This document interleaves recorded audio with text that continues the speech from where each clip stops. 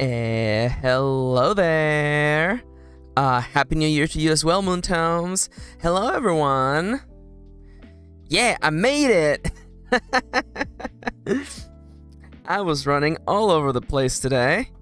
I've been, it's the start of the year, right? You know, just right after the weekend. So, you know, it's been a little bit of a fun time. Hey, Rhiannon. Hey, Moontones. Hey, Charles. Yo, Rhiannon, did you just change your icon like 2 seconds ago? Hell yeah. Let's go. And of course, thank you so much for the wrenches here. Kitty and Charles for joining us today. Thank you so much. You guys are the best.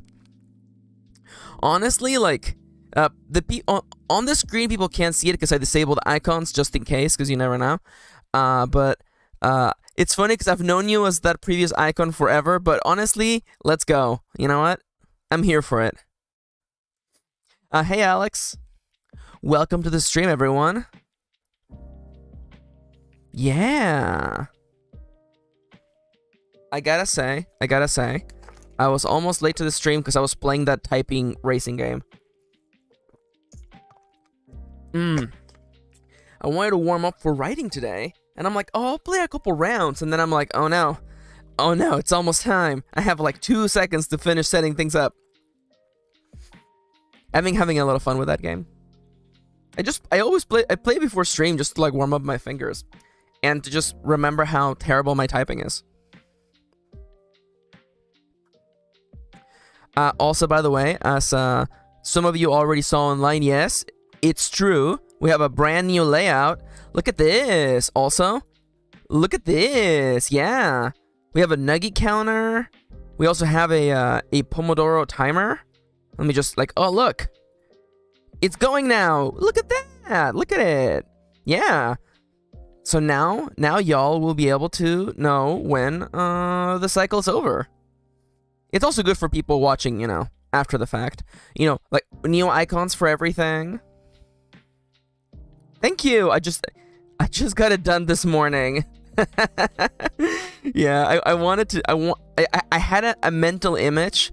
By the way, I would like to request people to not compliment me too much because I was working on this like last night instead of going to bed. So yeah, don't compliment me too hard because Kitty was judging me. Kitty was like, Max, what are you doing? You said you were going to be reading before going to bed. And then I was like, about that. Yeah, I'm sorry. I'm sorry. I messed up. But hey, I got it done.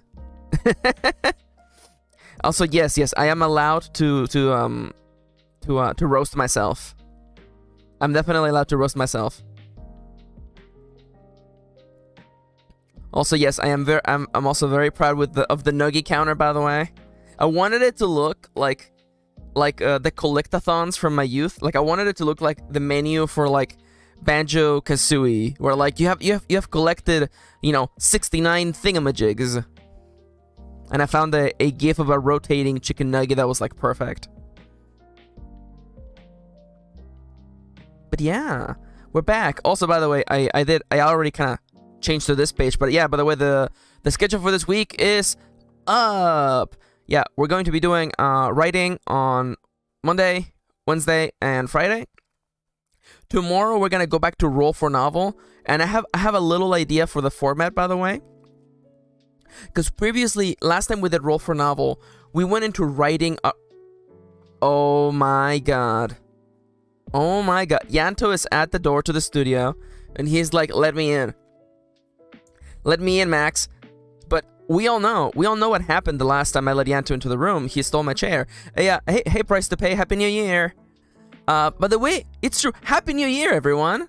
I'm gonna get off my chair for 2 seconds. I'm gonna try to let Yanto in without him stealing my seat.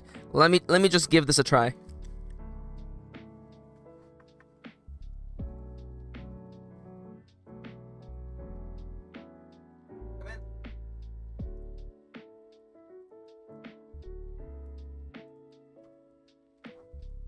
Okay. Mission successful. Honestly, I gotta say, Yanto, he was extra He was extra toxic this weekend.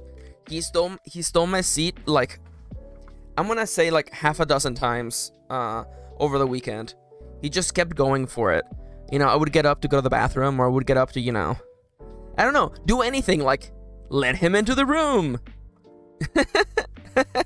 And he would steal my chair. Hey, Glory. Oh, that's so sweet. Welcome back. It's so nice to see you again.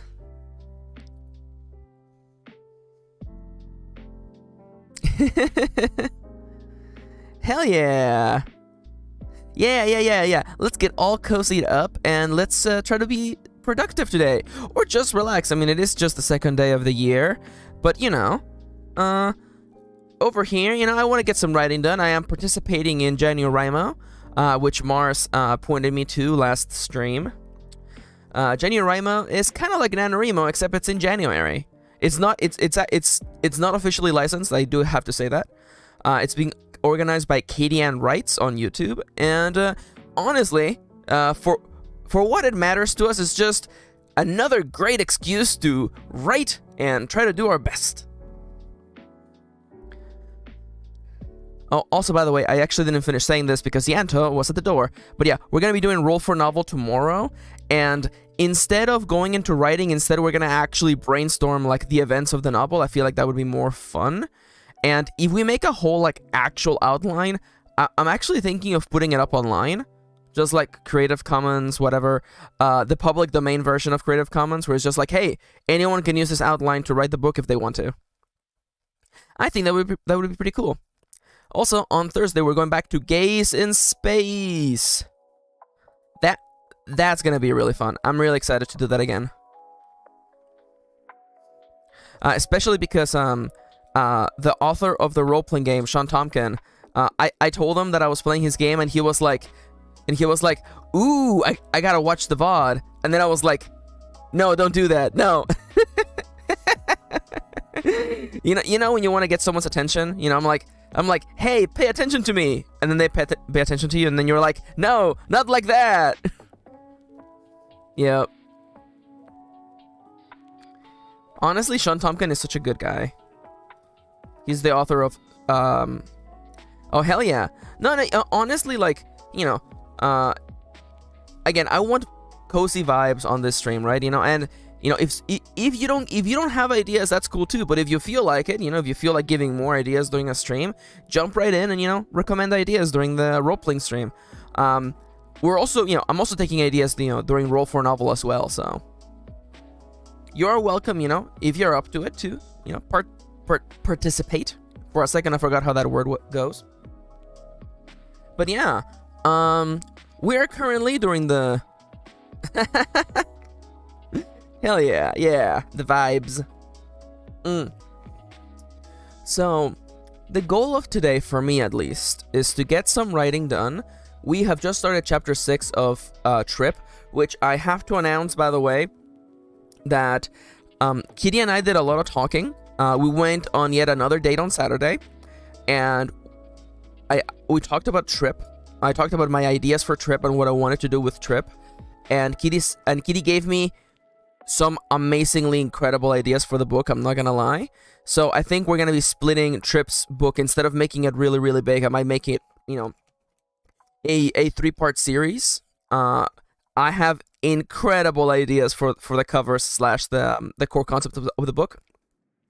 We did some brainstorming, introduction of new characters, and I'm excited to revise the current outline that I have and make this first part of Trip the best that it can possibly be, but, you know, we have to get there.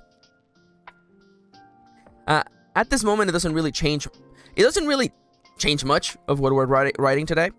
That's the good part about, you know, outlining and having, you know, a bit of a plan as to where the story is going. You know, if changes come up, as they will, you're able to pretty much, you know, react accordingly. Aww. Oh, I'm sorry to hear that, Rhiannon.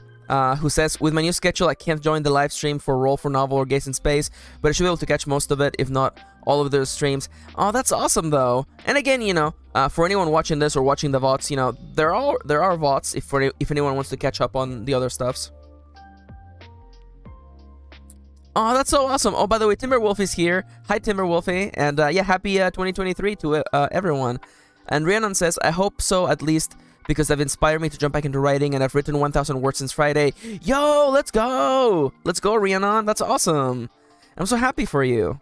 And again, you know, I love having the positive vibes, you know? Getting people inspired. Inspiring you guys inspires me. And, you know, that just makes the world a better place for sure. And now, is there any other things that I gotta clear up? I don't think so. There is, of course, that recurring joke, right? Because in California, we never get rain, and whenever we do get rain, you know, people in California, we're standing outside, getting completely soaked in the rain, and we're thinking to ourselves, this is good for us. Oh yeah, we needed this. This is really good for us. It's been raining a lot over here, you guys. Not like it matters because we don't have real weather over here in California. But I've been spending most of the weekend indoors. Yo, Moontum says they got into a game writing program. Let's go! Exciting. Price to Pay says, you have definitely inspired me. I was up to 7 a.m. yesterday planning my next novel. I am dead inside. Worth it though. Hell yeah, though. Hell yeah. You know, good vibes. You know, I definitely want people to.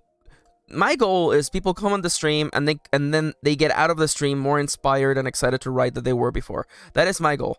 I want to show, you know, what writing is like, at least from my point of view, and show that, you know, even though it's scary and daunting, you can tackle it, you can jump in, and you can make the best out of what you have. Yeah. Congrats to Moontoms and Price to Pay. That's exciting, honestly. A game writing program. That sounds dope.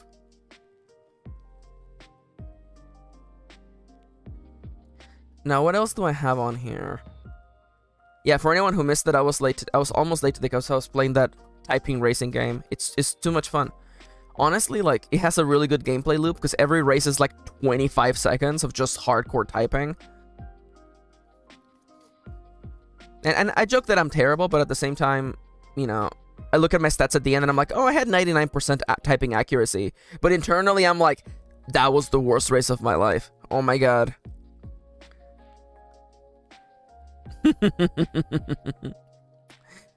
By the way, yeah, we do have a new layout, by the way. Do let me know if, you know, if there's any, like, graphical glitches, later on or anything. Mostly because, you know, you guys have your eyes on the stream, and, you know, I have, like, a corner of my screen on the stream. So if there's any, like, graphical glitches or things are, like, on the wrong layers, do let me know.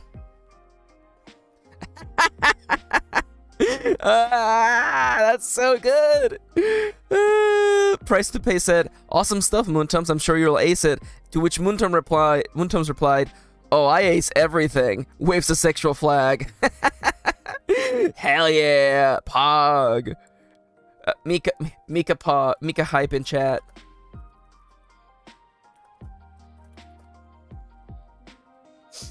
I love that. That's so good. Also, this is a really good song in the background right now. Yeah. It's me. Yeah, okay. Mika Pog / Mika Hype. That's how you know. Also, we do have, again, I need to jump through some hoops before YouTube can let me have memberships. But when we do have memberships, we will have, you know, cute little custom emojis. Not these per se. Those are like the ones that I drew like on a whim. But, you know, we could make our own, you know, little emojis, you know. That's all, you know, it's part of the plan. Price to Pay says, I didn't mean to set you up for that, but I'm glad to be of service. It was so good though.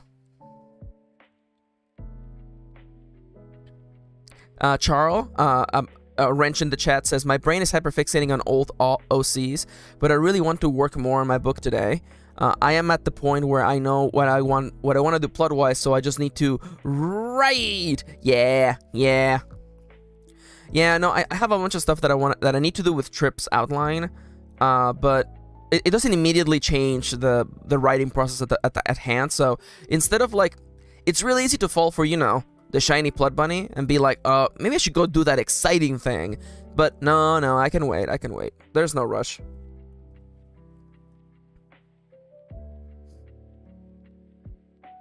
And there are exciting things coming up for Trip. Like we're adjusting the story quite a bit, but I'm excited for it. I've been having a lot of fun writing Trip. Also, oh yeah, the whole reason I was talking about weather earlier is because it's cold today, right? It's cold, but it's cold in a way that if I put on a hoodie, I feel too warm. So instead, I'm doing the grandma style where I have like a blanket over my legs, and that's like enough, right? Like, and anyone else got weird temperature things, or just me?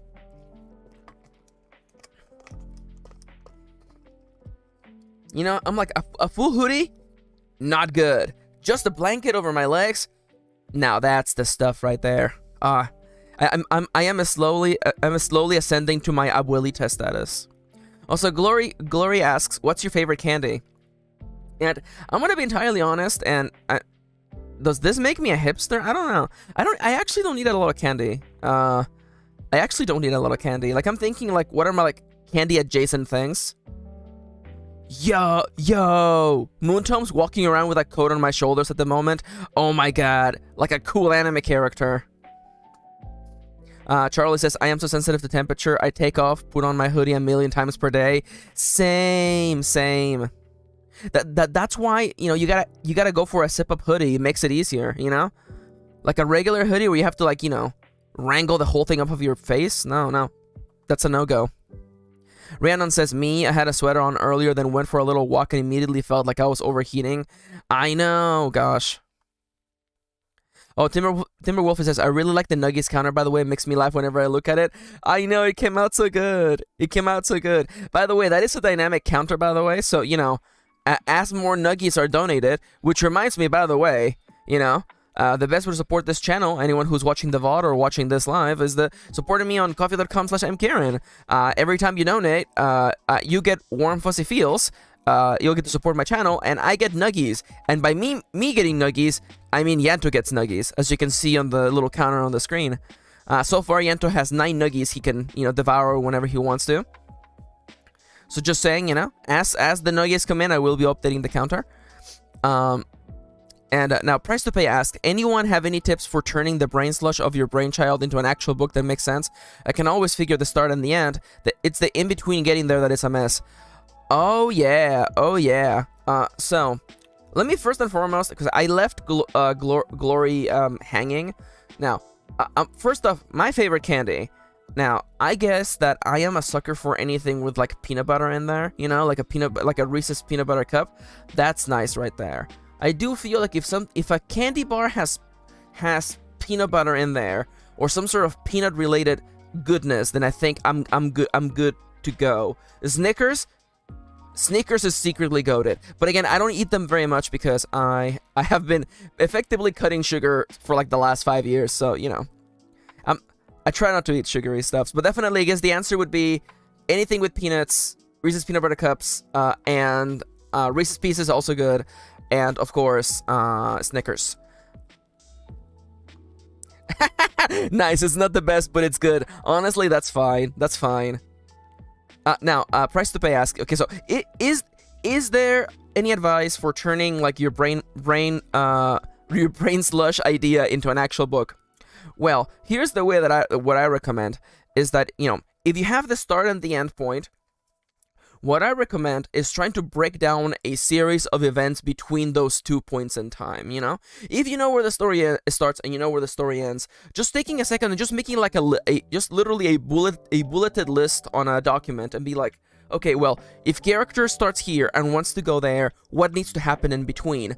And just start plopping events in there. Even if you don't end up following that outline to the letter, it at least gives you some sort of map.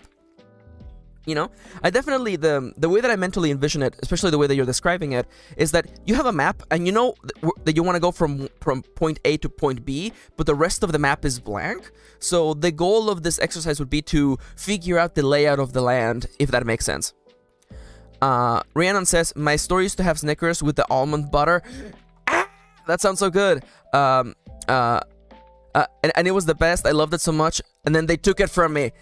Oh my god. That's your Yeah, that's your villain origin story right there. Oh my god.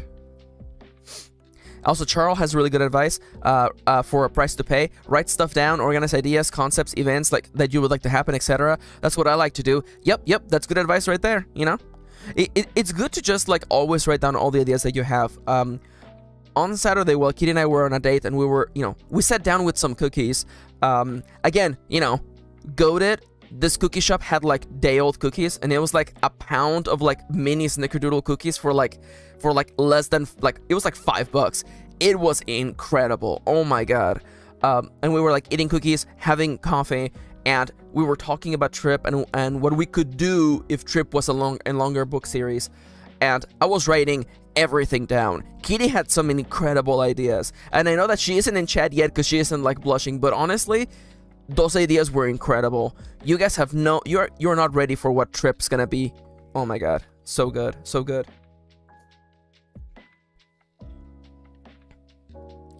Now let's see, 11:21. We still have a little bit of time. Ah, there she is. Yeah. No, yeah, Kitty did an amazing job. Honestly, like we were brainstorming together, and when I say that she's like, where I get all my good ideas, I'm really not lying. It's so good to have someone that you can just openly talk about your book with. All is to say that I'm a very, very lucky person. That's all I gotta say.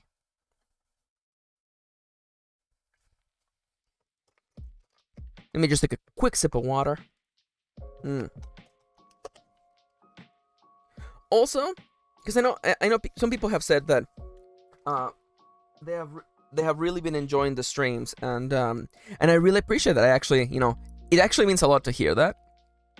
From my point of view, the streams have been really fun because they are helping to structure my day, and also not to put anyone on blast, but I was talking with a friend who may or may not be in the chat, who was talking about how so showing up for the stream was helping them a lot, spending time with other people, and just being more social. And honestly, absolutely the same, just showing up here and chatting with you guys has been really, really fun. And also, even though it's been scary to, show you my writing process and show you how I suffer through misspelling words over and over again, it's been really good to just have this, return to this small community that we have. Price to Pay says, I shall certainly try that. I think I just lack the confidence to do it. Writing's pretty lonely, and it's hard to know if you're doing it the right way. That's why I love having this community. Oh, that's so sweet. Honestly, I mean, if you have questions, you can always throw them my way, honestly. Charlie says, both Max and Kitty have helped me a lot with my own book, too. Their ideas for major overhaul have helped me so much. I'm so happy to hear that. Honestly, I read your previous version of this book, and it was good. I like I could tell the story you wanted to tell. It just needed a little bit more. And again, the version that you're working on now is so much more exciting and is so much more you. And I am truly looking forward to reading it. And again, we were talking about maybe you sending me like a few chapters or something, and then me reading them on stream and doing feedback on them. That's something that we could do. I think you were saying that you were like open to it, Charles. Yeah, for sure. Yeah, it's something that we could do. I if there's someone who I feel confident, reading their work is you, because in part because I already know it's good. I already know it's good. I already know your writing's good. So, I'm not gonna, And especially, for anyone who's wondering what kind of like feedback person I am, I am all about continuity and world building. So I'm the kind of person who's like, excuse me, in page 69, you said that the order of the so-and-so wore red hoods, but on page 257, when the cult of the red hoods showed up, actually their leader wasn't wearing a red cloak. So what the hell was up with that? Price to Pay says, is there a place we can send you stuff, or is that just more for your wrenches? I misread that. You've got your own shenanigans, but man, I'll take any help I can. Yeah, I mean, like, my contact email is on Twitter/YouTube, and I can't promise you that I'll read it, because I am a busy person. That's why, I don't make promises that I can't keep. But maybe, at some point, if I go and start doing that feedback series, I might make a Google form or something, and people can submit their work for me to critique. It's something that could happen. Also, every stream will end with 30 minutes of Q&A. So if you have questions or if you want to ask me something. Ah, crap, that's right. Kitty's right. We're supposed to have a gay agenda meeting soon. Let me just put that back on the board before I forget. It is on the you know what? It is on the board. It was buried it was buried under other notes. Classic Max. Yeah, we got to do the gay agenda meeting so we can figure out how to set up a Discord. Because again, I am completely down to the idea of having a Discord for, I guess for this writing community, because it shouldn't be just about me, but it's this writing community that we have, and I'm completely down for this existing. But I honestly, I don't want to do all the work. I don't have the time to create a whole Discord.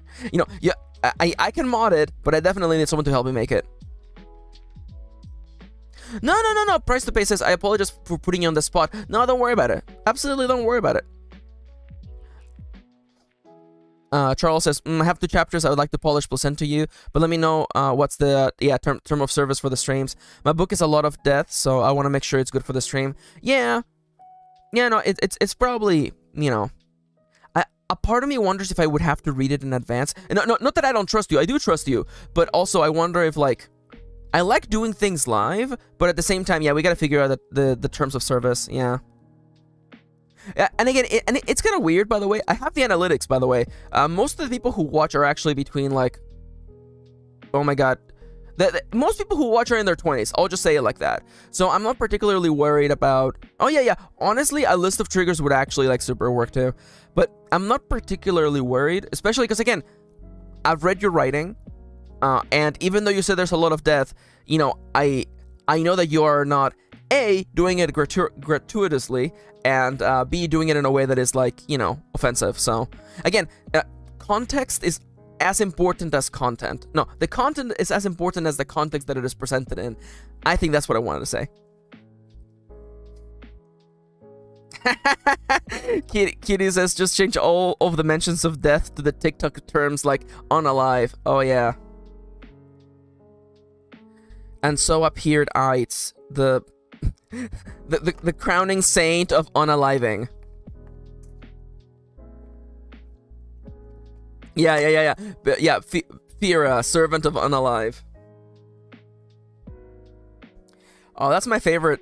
That's my favorite Elden Ring boss. Fira, servant of unalive. Okay, it's almost time to start writing. So I'm actually gonna switch us over to the Let's Writing screen. Yeah, with the brand new and improved NUGGIES counter. Oh, and also the brand new and improved tomato timer. Unalive is here. It's beckoning me. Yeah. It's interesting because I wonder, because I know that TikTok is very, like, how do I say this? Very finicky with its short video format. Like the short that I uploaded on YouTube where I talk about that terrible comment that I got saying that I was basically a fake anime fan. That video got, like, blocked on TikTok, and it's probably because I say something about, okay, I make that joke about beating up kids on Fortnite, and maybe it took things in the wrong context. So that's why that video isn't on TikTok, by the way. So I know TikTok is really finicky, but I don't know if YouTube is, right? Like, I'm sure that if I say the word death, I'm sure that, like, what, am I shadow banned already? I don't know. That seems kind of weird. I don't know. I don't know if that's the case. But then again, what do I know? Yeah. Now TikTok. Yeah. Kitty's right. Now TikTok thinks that I beat up kids, which I mean, like. Yeah. It's a bit of a problem. All right. We're stepping into the writing segment of the stream. No need to bookmark nothing. I think we're good. I'm looking over my entire setup like this, like some sort of spaceship, Engaging hyperdrives. So Today we're going to be continuing writing Trip Super Riches to Rags Adventure, a story inspired by life simulator video games in which a character or protagonist, they, them. Timber Wolfie asks, do I have a TikTok? I do. Just look up MKirin. MKirin Virtual Writer. I think that's what I'm under. Honestly, if you look up MKirin, I might just come up. Alternatively, Mr. Kirin, which is, you know, my full title. So yeah, ooh.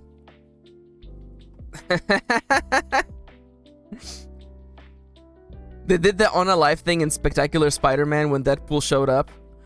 Obviously, Deadpool is not so kid-friendly. That is really funny. I love that. Oh my god. Our main protagonist, Trip, has found themselves transported to another world. Excuse me. Their mission is to spend all of their money, except in this culture, money isn't as important, and also, if they complete this mission, the world will end. Maybe? Question mark? We'll find out. Today, we're going to be following the point of view of Trip, our protagonist, pronouns they, them. Compa, their companion building device, it's, and we're going to be introduced, finally, to Parse, or Parsimon III, who's a local farmer, a complete gender disaster, and a flirty flirt. Their pronouns are also they, them, by the way. And near the end, we should also be introduced to Lainey and Roland, which are an adorable little couple who live in the town as well. So that is the plan, I think. I think I have a bunch of notes for... Oh yeah, Max from last Friday left me a bunch of notes here. Okay, so yeah, we started the chapter by describing what was going on. The goal of this chapter, again, as I always like to begin, I give myself a goal. I set the start of the story and the start of this chapter and the end of this chapter. That way we have a grounding point that tells us where the story begins, and an end point that tells us, hey, when you get to this point, the chapter is over. Otherwise, you can have chapters that just basically, you know, go on forever. So the goal for this chapter is to introduce Parse, lightly introduce Lainey and Roland, and have a moment where everyone is here, everyone from the town arrives and greets Trip and, you know, shows how nice they are. And we have a scene in the bathroom where Dee, the person that brought Trip to this world, is being cryptic. Considering the changes that Kitty and I are thinking of doing to the setting, I might actually break this off into its own little transitional chapter. People who have read The Fabulous Gifts and stuff like that knows that I like to have little smaller transitional chapters in between like arcs of the story. Kind of like a nice little palate cleanser. It also allows me to do things with the format of the story that you normally wouldn't be able to do. For instance, in this story that is mostly told from Trip's point of view, it will give me a chance to show Dee's point of view, which is important for a myriad of reasons. Most of which, the opposite of list of which, my mouth is not working today. It is Monday though, so you know, please forgive me. I want to have little scenes throughout the book that are told from another person's point of view, because we're going to be introducing an antagonist. Yes. And also there's a big kind of cosmic nature to the story that I also need to introduce, so that's why we've decided to add these little transitional scenes to the book. So this is probably going to get moved, at which point I think the end of this chapter should actually be everyone is there and everyone's having a lovely time. Yeah, Timberwolf says, in the bathroom being cryptic. Oh my god, yes. So Kitty wants me to mention the titles, and so the original title for this book, it was going to be a pretty large book. It was going to be titled Trip Super Riches to Rags Adventure. And we have decided that because it's going to be a three-part, smaller book series, we have decided that the naming scheme should be something stupid and video game related, which explains why the name of the books in the series are going to be Trip's Riches to Rags Adventure, followed by Trip's Super Riches to Rags Adventure, and last but by no means least, Trip's Riches to Rags Adventure 64. That's gonna be the nomenclature for this book series. And I'm so excited. It is such a stupid thing. It is the kind of thing that I commit to. And each of the covers is gonna be reminiscent of the game covers for the different consoles. So Trip's, this is actually kind of reminiscent of an NES box. NES game box.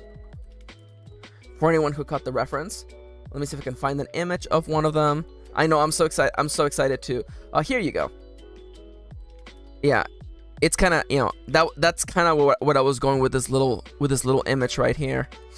So we're gonna have the covers be reminiscent. You know, the cover for the second book will look like a Super Nintendo box, and then the cover for the third book will be a cover from an N64 game. And we were already joking about, like, if we do a second trip book series, you know, are we gonna make them look like PS1, like PlayStation boxes? Maybe, it's possible. We were also talking a lot because we recently went to Barnes & Noble and I purchased quite a few light novels because I do enjoy reading light novels, even if a lot of them are not too good, but they're crazy, and I appreciate some nice craziness. And I was like, man, I maybe I should make trips be more like light novel length, and that's kind of what led us to this point in the timeline, which I am very excited for. Okay, we have the start point, the end point for this chapter. The chapter begins with Trip opening up the folded note that they received. They can't read it because it's a different language, it's a different world. And we're introduced to the thing, the gathering point.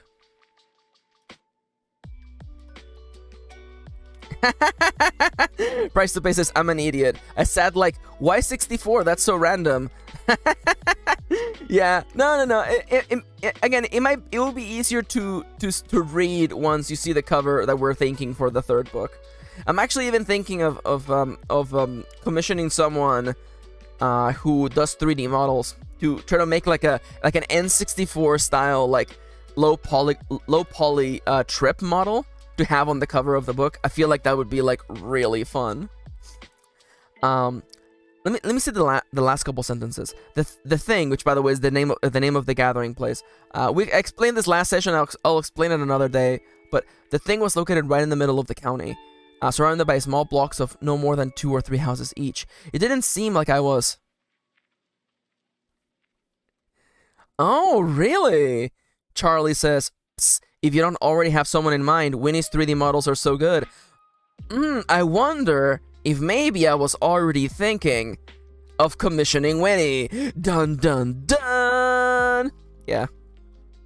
Winnie's 3D models are freaking goated.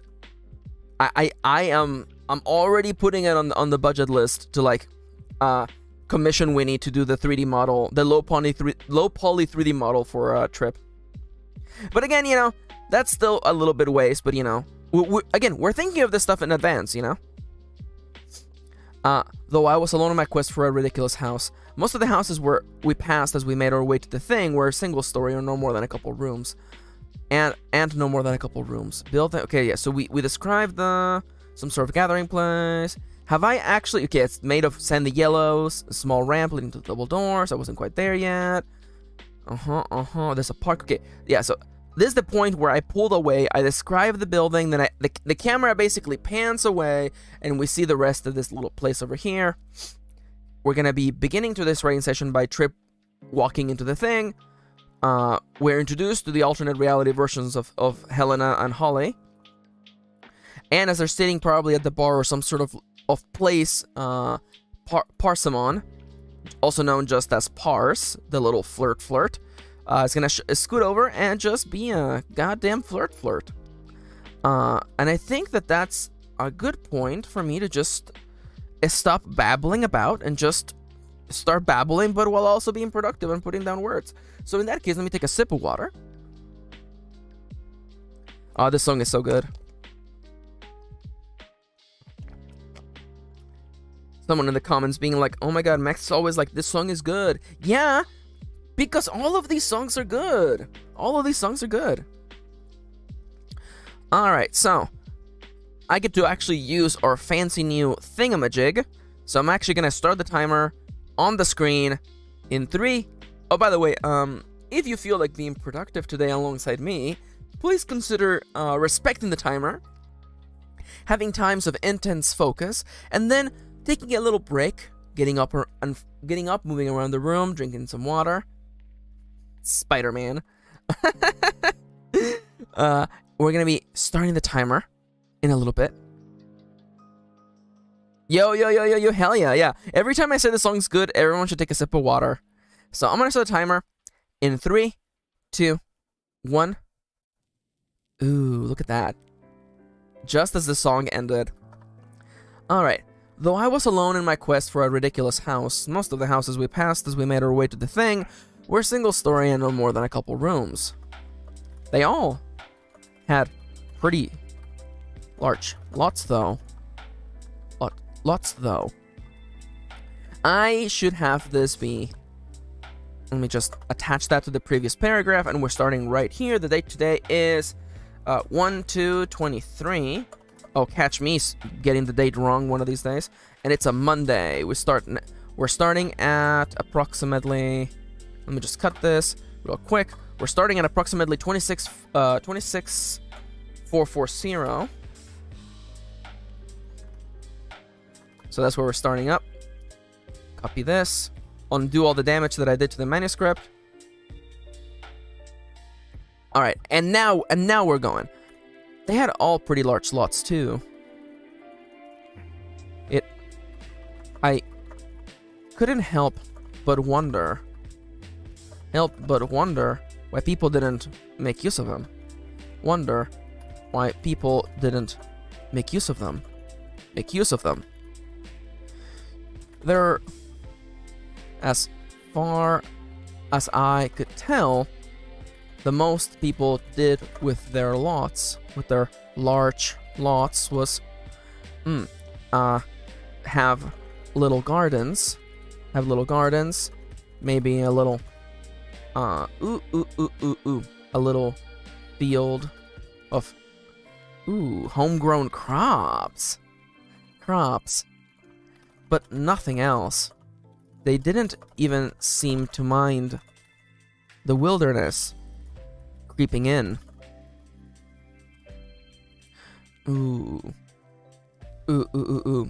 It felt so contrary to the world I had come from. The world with... what is the... Okay, could someone quickly tell me what's the name of that neighborhood thing? The neighborhood organization that tells everyone how tall or how long their lawns are supposed to be? Could someone get me that name if they have a chance?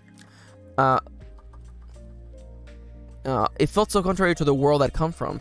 The world of blank. Thank you! Wait, Happy House Academy? No. HOA. What does HOA stand for? HOA acronym. Homeowners Associations! Thank you! Thank you! Oh, hi, Mitzi. Thank you. I think the point today goes to Mitzi because Kitty doesn't need any more points because we're married. So Mitzi, take 100 max points. By the way, I love you. I love your last name. That's so good. Maple Moon is a good name. The world of home owners associations. Is homeowners associations one word or two? The internet says it's two is one word together. Yeah, homeowners associations are nice draconian enterprises that basically rule certain neighborhoods. You know, like if you want to move here, you have to follow the rules, such as don't paint your house certain colors, make sure your lawn is only so long, stuff like that. Hence why Trip is bringing it up. The world of homeowners associations, where you could be evicted from your neighborhood for having a lawn that was too long,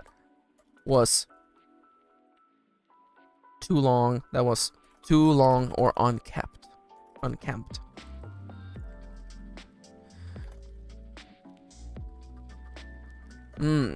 It felt so contrary to the world I'd come from, the world of homeowners organizations, where you could be evicted from your neighborhood for having a lawn. Not like I knew any of that. Oh, there you go. Yeah. Bring it back, Trip. Not like I knew any of that, since I lived in a tiny little apartment. But, you know, people with houses complained about the HOA. Complained about the HOA. People with houses. The MFers. Complain. I'm not sure about this line here. It feels a little bit too casual, but you know what? I'm just gonna keep writing. Stop trying to write and just write. Stop hesitating yourself, Max. Stop hesitating, just dive in. So, we pulled away. Bit gets a nice little chance to talk about the contrast between this world. Hey, people have unkept lawns. The wilderness is crawling in. Is creeping in. People have like little gardens, but you know, no one's, you know, building huge stupid mansions like they are. I wonder why. About the HOA. But you know, people with houses complain about the HOA. I want... the absence. Among the many things... No. It was so... The journey to the thing had been...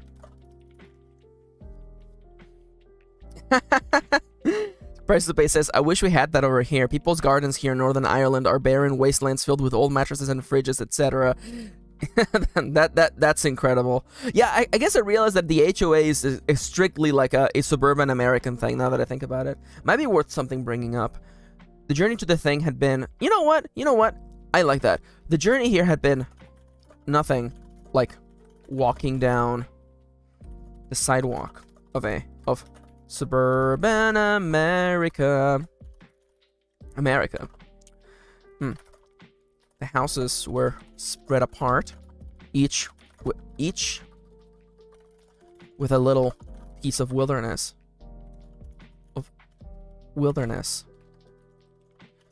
In it, and there were hardly any garages or parking spots. As a matter of fact, in our walk to the thing, I had spotted 0 parking lots, commercial lots, or anything resembling what ought to have been the county's center.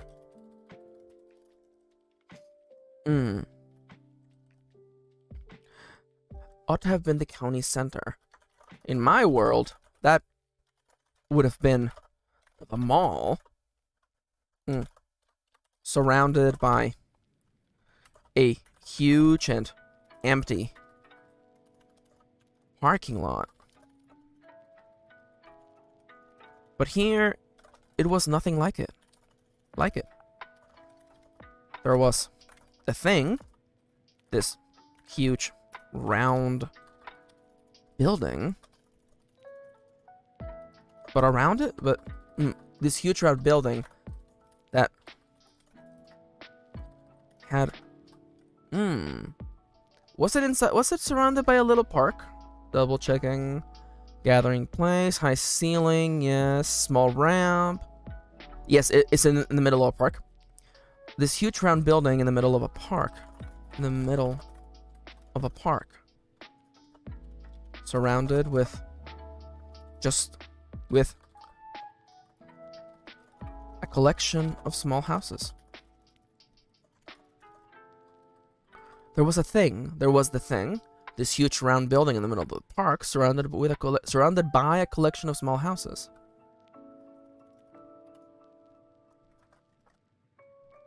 It didn't look like the center of anything, save for maybe... No, I don't like that. Surrounded by a collection of small houses.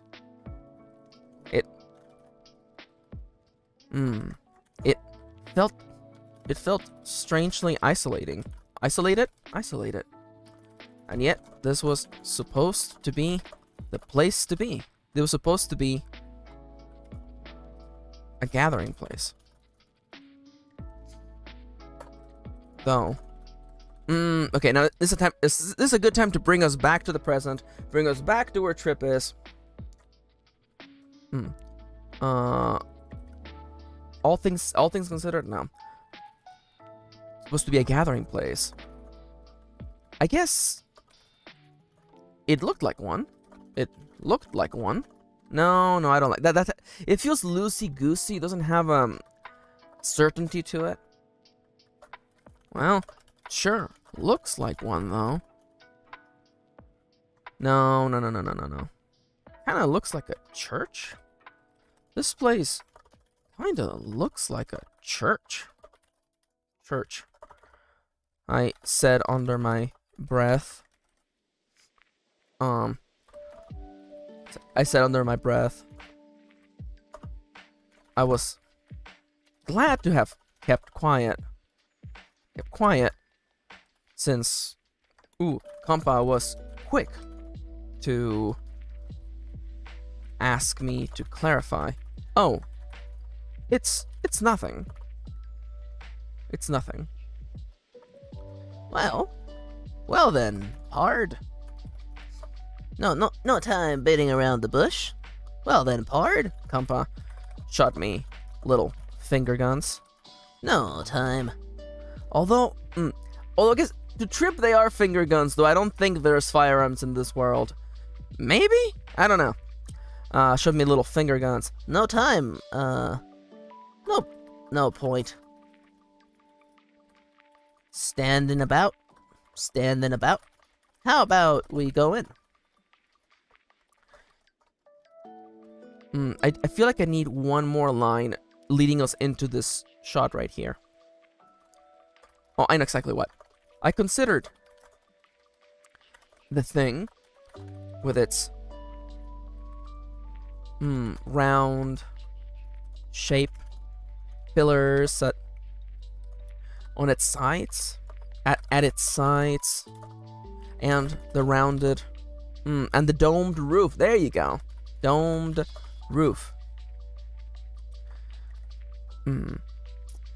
I wasn't sure what to expect of this place.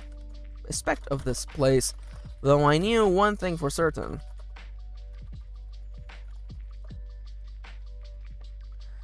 This place kinda looks like a church. I said under my breath. I was glad to have kept I said under, you know what? I don't show that scene. I could just show that exchange. It's funny. This place kind of looks like a church. I said under my breath. I wasn't raised. Oh, hey Alexel. Wait a minute. Don't I know you? You seem familiar. Are you? Yeah. Hey there. It's so nice to see you again. Welcome to the stream. Is Alexel okay, or would you rather I called you something else? It's been nice rechecking with a bunch of people. It gives me a chance to just be like, hey, name, pronouns, please. There's no shame in, catching up with people, Names and pronouns changed over the year. Alexel it is. He, him. You got it. That's awesome. Hell yeah. It's been so long. Welcome to the stream. We're doing some writing. This place kind of looks like a church. I said under my breath. I wasn't raised religious in any way, so I didn't have any negative feelings towards places like that. Then again, I also didn't have any particularly good memories. Then again, I didn't have any positive feelings towards them either. The thought of this other world having its own flavor of religion was something that was not something I had stopped to consider. Was not something I had stopped to consider. And I was beginning to worry. As with many things, this worry would end up being for nothing. As with many things in this other world. As with many things in this world. In this world? Stop trying to write and just write, Max. You know, stop double guessing yourself. As with many things about this world, my worries turned out to be unfounded. Let's go with that. I'm not confident with that. It feels clunky, but gotta keep writing. Okay, and now, instead of just having that be a summarize, we just actually have the exchange. What was that, partner? Compa asked. Oh, nothing. Oh, it's nothing. Oh. Oh, it's... If I can type today. Can I type today? It's nothing. I said. Shaking the thoughts of my mind.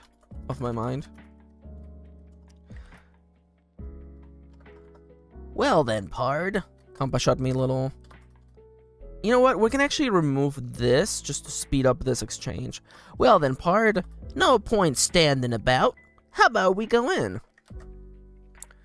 Do we knock or something? Don't be silly, Pard. You just walk right in. Everyone's welcome at the thing. Do we knock or something? Okay, now this is a good time for a tag. Actually, I pointed a thumb. This saying my thumb implies that Trip only has one thumb, which is definitely not, you know, it's not biblically accurate. Trip, no. I pointed a thumb in the direction of the double doors. No. What was the thing I just said 2 seconds ago? Do we knock or something? I pointed a thumb in the direction of the double doors. What are you going on about? What are you going on about? Compa smiled. You just walk right in. What are you talking about? Oh my god. If you're wondering why I keep deleting sentences, it's because this keyboard that I have, the new keyboard, the right side of the keyboard, a bunch of the keys are really close together, and the shift key is really close to the enter key, which leads to me just deleting sentences. I'm still getting used to it. That's why I'm trying out those like typing games just to get used to this keyboard. But you know, it's fine. Nothing that Control Z can't fix. What are you going on about? What are you going on about? What are you going on about? Compa smiled. You just walk right in. Everyone's welcome. Everyone's welcome at the thing. That does it then. That does it then. With that settled, I placed my hands on. I placed my hands on the double doors and pushed softly. I half hoped the doors would resist the movement, and maybe I would have a perfect excuse. I would have the perfect excuse for turning around and not seeing what the rest of this place looked like. And not partaking in this, and not getting any more involved with this place. Alas, the doors actually moved. Rather, smoothly as well. It was as though the doors had been recently... the hinges of the doors! The hinges of the doors had been recently oiled. For even the little... for even the soft push of my hands caused the doors to effortlessly. Glide. That's a good time to drop that word. Effortlessly glide open. Instantly, I felt a rush of warm air, followed by the scent of cooking food.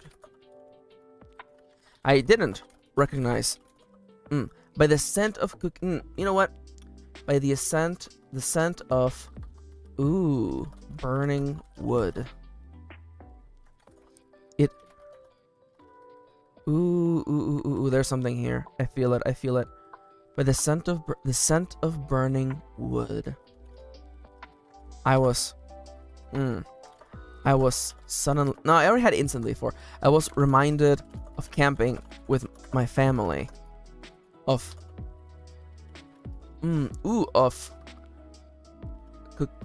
cooking food on the campfire. I was reminded of camping with my family, cooking food on the campfire, making s'mores. No. Roasting, toasting. Let's go with toasting marshmallows, making s'mores,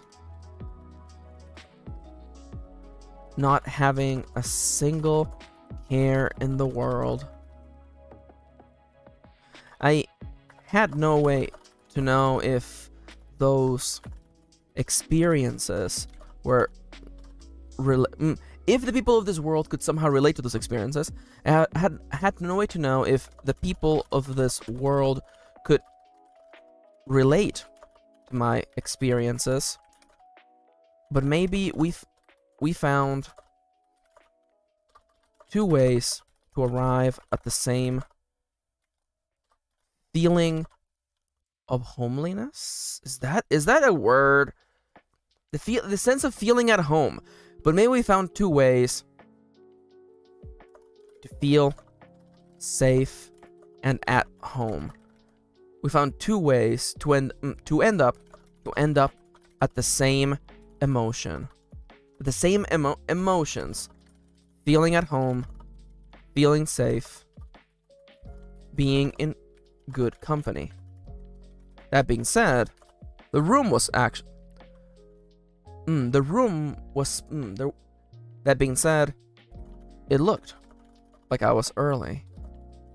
There were only a few people inside the large room. There were only a few people inside the large circular room. There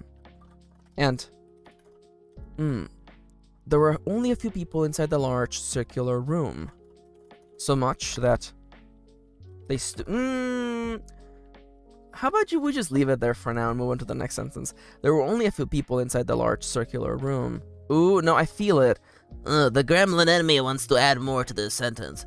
There were only a few people inside the large circular room, which made them stand out even more so. I am picturing. Of course. Even more so. Okay. I need to describe the interior of this room, but I am also talking about the people who stand out. So I need to find a nice middle ground between, talking about what this place looks like while also saying that the people stand out, which made them stand out even more so. There was a young person, probably about my age, sitting near a large, sitting near a larger version of the hearth Compa had demanded I built at home. Watch me not know how to spell demanded. That doesn't look right. Demanded with one M does not look right. Sue me. Demanded should have two M's. Change my mind. Also, we have 30 seconds remaining. Jesus. There was a young person, probably about my age, sitting near a larger version of the hearth Compa had demanded I built at home. The young I feel like I'm splitting the difference here. I should finish describing the person and then describe what they're standing by. There was a young person, probably about my age, wearing a straw hat. As much as I would have liked to take more, like, to take more details. Ooh. That's it, baby. That's a timer. Y'all know what needs to happen now. Everybody, you're required by law to get up and stretch your legs, and also hydrate. Dems the brakes. Dems the brakes. Everybody get up. Get up. How much did we write? 625. That's good, baby. That's a good first cycle. 625 is pretty good. 625. Let's go, Moontomes. I love that. And now, we all know that, you know, we can read that emoji as like stretching your arms or coughing into your shoulder, but we all know what it is. It's dabbing, baby. Yeah, everybody get up. You're required by law. It also honestly, I'm old, and I'm your abuelita, because one of my nieces is still giving me trouble. Oh, getting old. Oh, I'm getting old, everybody. Oh, I can't wait. I can't wait.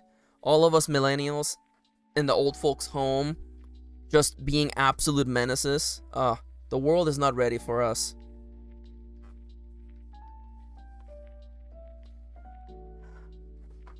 So who is ready for the Smash Brothers Melee tournament at the old folks' home?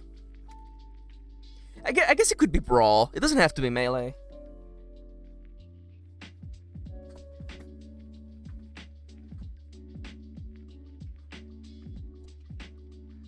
Although then again, I guess quite a few of you are too young to be like, I'm there you go. Thank you, Kitty. Thank you so much for dropping a glimpse of our future. It's okay, Moontomes. It's fine. Yeah, I'm not affiliated with the video game police, so you're good.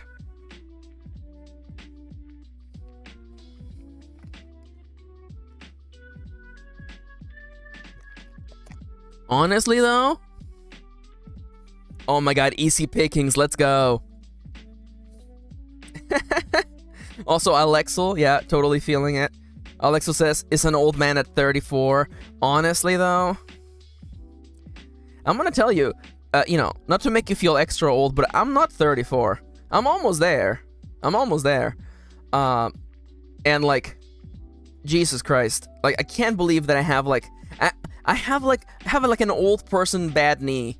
I can't believe it. It gets cold and my right knee is like, it's time now for you to feel the pain that is living. The pain of living.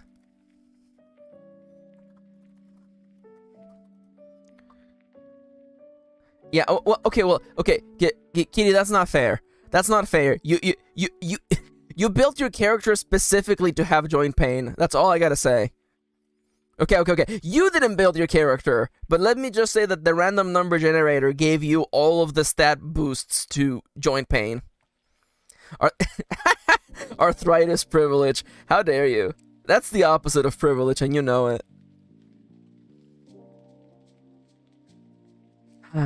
Okay. Yeah! Yo, really? Oh my god, let's go. And anybody else got health conditions you're struggling with? Or just us?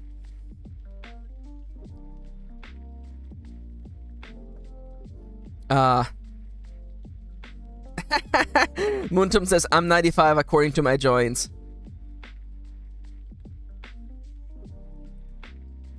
Yeah, hell yeah. Oh no, yeah, I remember you, Alexo. Yeah, I remember. Though I'll read it out loud. You might know me more on my old username that I changed when I came out of Strands and used to have Hoshi at the end of my name, but changed it to Star. No, I remember you. Yeah, I know. Yeah, it's because Kitty's just too powerful, so the gods did in fact have to give her like permanent debuffs. It's true. It's the only way.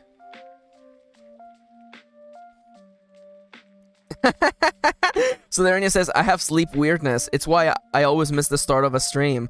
Does that count? Oh, it does count. Absolutely.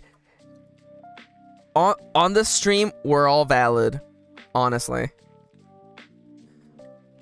Also, like, don't feel too bad, Sodernia. One of our close friends, you know what? Wrench Kendra has some sleep weirdness as well, so don't feel too bad. No matter how weird you think you have it, you have good company here. I'll just frame it like that. Nerfed by the Gods is a really good book title, I have to say. Oh my god, yes, Moontomes! It was not the Hades run we wanted, but it's the Hades run we got. It's so true. That's so true. That's exactly, yeah, that's how life is. Can you imagine how powerful I would be as a writer if I didn't have dyslexia? Can you imagine? Can you imagine how powerful I would be if I didn't have anxiety? It's true. It's true. Honestly, it's just because we're playing the game on harder difficulty than other people. That's all. You know? The game would be too easy if I didn't put it on nightmare mode. Yeah, New Game Plus, let's go!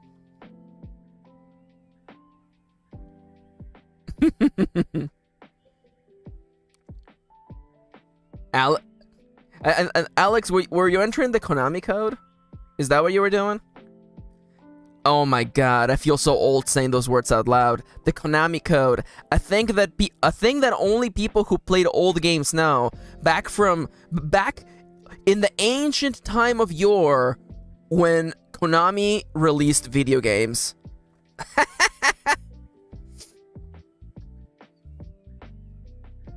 Price to pay. I am literally the stereotypical nerd, bad skin, glasses, and a sinus problem.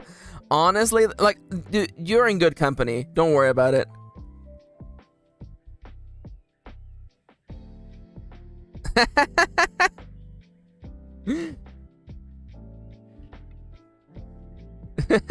No worries. It's fun. All right. As much as I would love to keep on chatting, which I do enjoy chatting, we should go back to having a cozy creative stream. So I'm gonna start the timer in 3, 2, 1, go.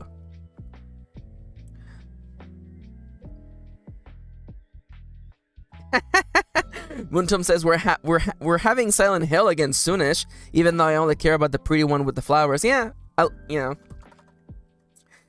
not trying to crush anybody's hopes and dreams, but I'm just saying, allegedly, we're having Silent Hill soon, TM. Once the game comes out on a console that exists, then I'll get excited. All I gotta say is that I've yet to see a PS5 in the wild, so I don't think they exist. I'm pretty sure it's just a money laundering scheme by Sony Entertainment. As much as I would have liked to take more details, this stranger was currently being accompanied by their very own pet chicken. Ooh, I realized that, are there chickens in this world?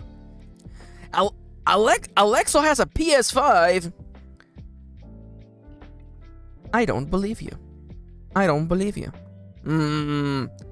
So, press X for doubt. Although, I mean, in all fairness, Kitty was telling me that apparently people have been getting PS5s. Somehow. Someday we'll own one. And then we'll play, like, the 3 games that are on it. This stranger was currently being accompanied by their very own pet chicken. So, I mean, apparently it runs PS4 games better. That's also a good point. But that's the problem of, like, you know, being an early adopter of a video game console. Oh my god, Alexa, that's just a vase. A vase?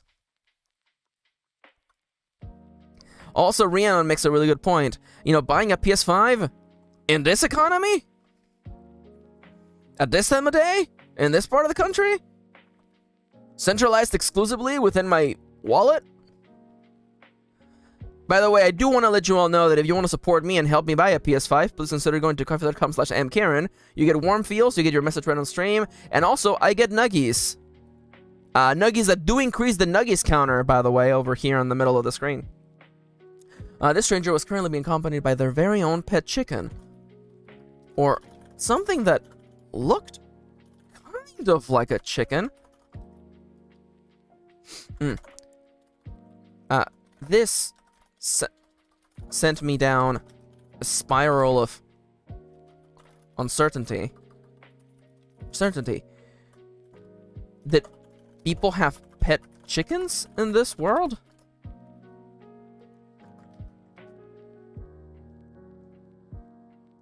Oh, hell yeah. Rhiannon says, I got to sleep, so I made myself a nice cup of tea. You're required by law to tell us what kind of tea it was. I need to know. Also, as Kitty says, nuggies can be exchanged for goods and services. It's true.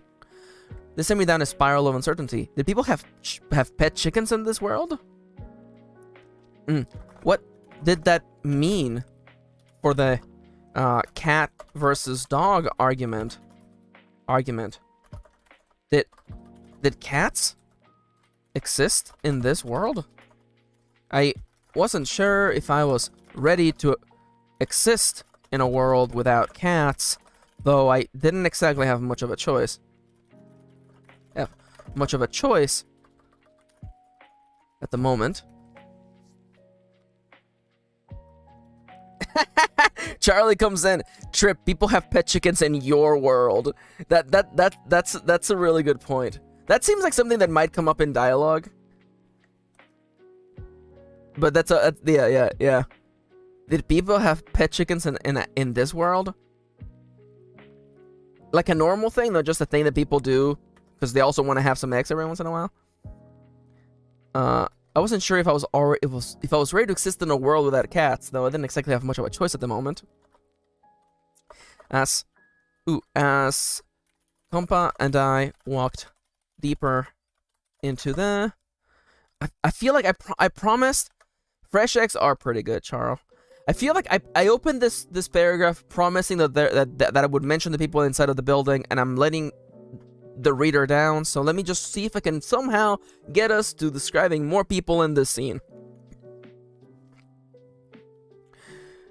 You know what? What if I break this up, and now I get to do one person per paragraph? There was a young person, probably of my age, wearing a straw hat. As much as I would have liked to take in more details about him.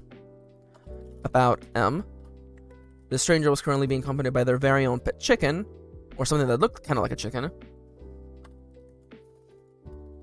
By the time I broke out of that reverie, out of that chicken-related reverie,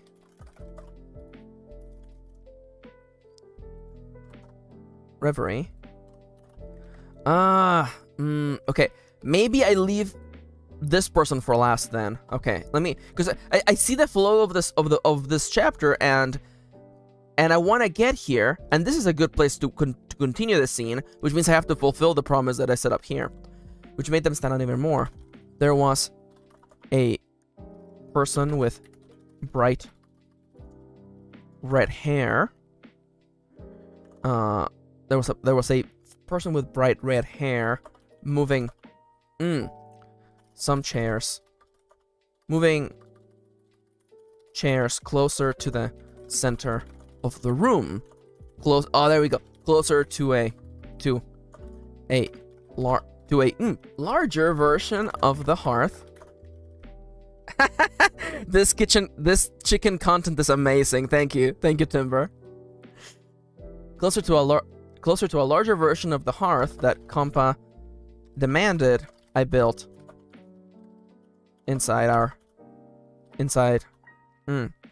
house. I do like Trip referring to the house as our house, just to show how close I've grown to Kompa in the last day or so. And I demanded I built inside our house. This seemed...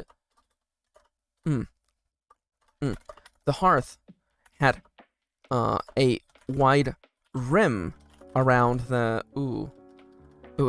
The hearth was burning with wood, crackling and releasing that familiar scent. Compa is their platonic domestic partner. Honestly, not wrong. Honestly, the hearth burning with wood, crackling and releasing that familiar scent. The hearth was burning. It had a large rim around the base. Is that even the correct way of saying this? Almost like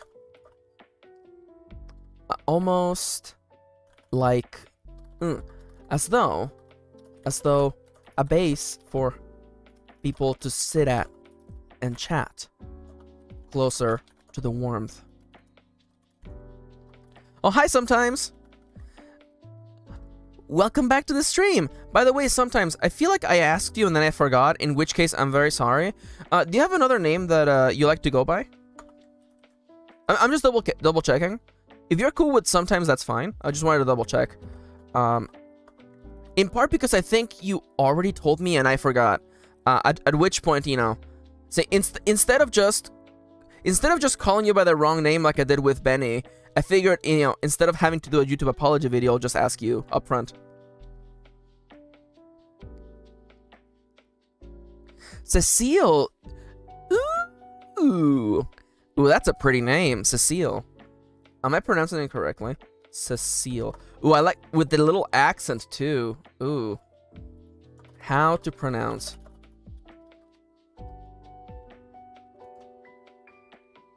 Okay.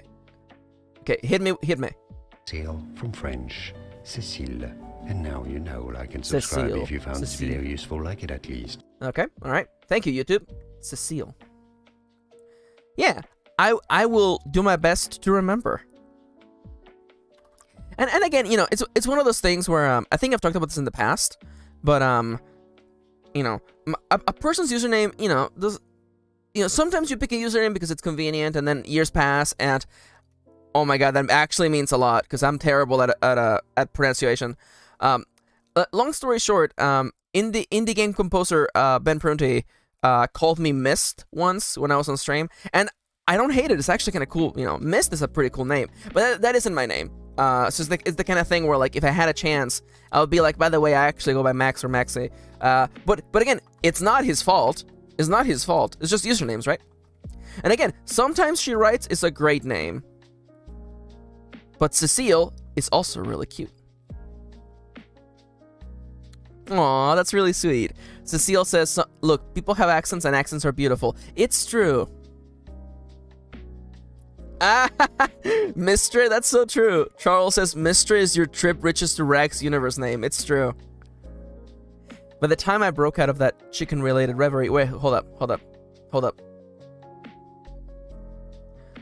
I have blacked out. Where was I? I blacked out. Yeah, your name would just be Charles. Yeah, that would make sense, honestly. Alternatively, like... No, because you couldn't do it like Kharl, because then it would just be like Carl, which, like, I'm sorry. No offense to any of the Carls out there. Just Carl would not fit Charlie. That's all I gotta say. Yeah, people chat closer to the warmth. There we go. I found exactly where I was. It had a large rim. Yeah. Charles says, I refuse to be a Carl. No worries. Sometimes says that, you know, they need a cool username for their writing channel. Sometimes She Writes is a good name. And again, you know, oh, let's go. Yo, hell yeah. Price to Pay says that their name is Peter. And I made my username when I was an edgy teen. That's actually Trip's storyline. Like, Trip picked, like, literally, I'll tell you right now because he has to come out later. The chat's going so fast. Like, Trip... I believe Trip's username was Triple Tech, and that's what they went by for, like, gaming tournaments, and then it just stuck, so people called him Trip. So, you know, I completely understand making an edgy username back when you were young. So now I will remember you as Peter. Oh my god, yeah, yo, it's funny. Charles being like my my username in different places was Helm of Darkness, which now I know what that means. Now I know what that's a reference to. Yeah. I will tell you right now, before I need to get back to writing because I've written nothing this cycle, but back when I was an edgy teenager, if you can call me that, I may or may not have had my username be based on a World of Warcraft ability, because that's the kind of nerd I was. Oh my god. I wouldn't tell you what it was just in case that profile is still looming around somewhere, so I'm not gonna tell you what that it was, but it was the name of a World of Warcraft ability. It had a large rim around the base, as though a base for people, as though a bench for people to sit at and chat closer to the warmth of the fire. So, of course, in perfect Max fashion, I'm actually writing this part of the chapter backwards. There was someone in the back moving objects in and out of some back room. There was also... Yo! Rhiannon says my online username has been Alchemist of Peace ever since I was like 10. Yo, honestly, that's a good username. I like that. Alchemist of Peace is really cool. It legit sounds like a book title. Yeah! Yeah. Cecile says, jumped on this live to work on my short story. Let's try and do that now. Hell yeah. Yeah, I'm gonna... I'm gonna try to get back to things too. Hello there. Hi. Since we're actually doing a little bit of this, book choice, I immediately feel bad. Do you have another name you would rather I call you? Or is bok choice good? Or am I even pronouncing it right? Yeah, okay, there was another... In that case, I'm gonna do this. There was another person. This one with bright red hair. This one with bright red hair. And I believe that this actually gets us back to the front of the timeline. Okay. Oh, okay. It is like the vegetable. Okay. Perfect. Nice. It's just one of those things where I'm like, I never know, you know? I could always be surprised as like, it's secretly a French word and you don't pronounce half of it, you know? Like French tend to do sometimes, you know? Max now fears everyone's name. It's true. It's true. Every time a person shows up, it's like a Dark Souls phantom has invaded the realm. Bok choy is like LaCroix. Yeah. Bokkoi? Just saying that sounds kind of funny. And also, honestly, you putting that in chat has put the fear of God in me. I'm like, oh my god, it could be read like that. Oh no. Bokwa. By the time I broke out of that chicken-related reverie, I had mindedly walked all the way to the center of the room, right by the large hearth, and the young person wearing by the large hearth, the young person with the straw hat. And their pet chicken. Or this is a classic Max transition, okay? Or at least something that looked like a chicken. So here's what I'm picturing in my head, okay? This chicken doesn't look like a chicken. It looks like not a real world chicken. It looks like a chicken from like Harvest Moon, Magical Melody.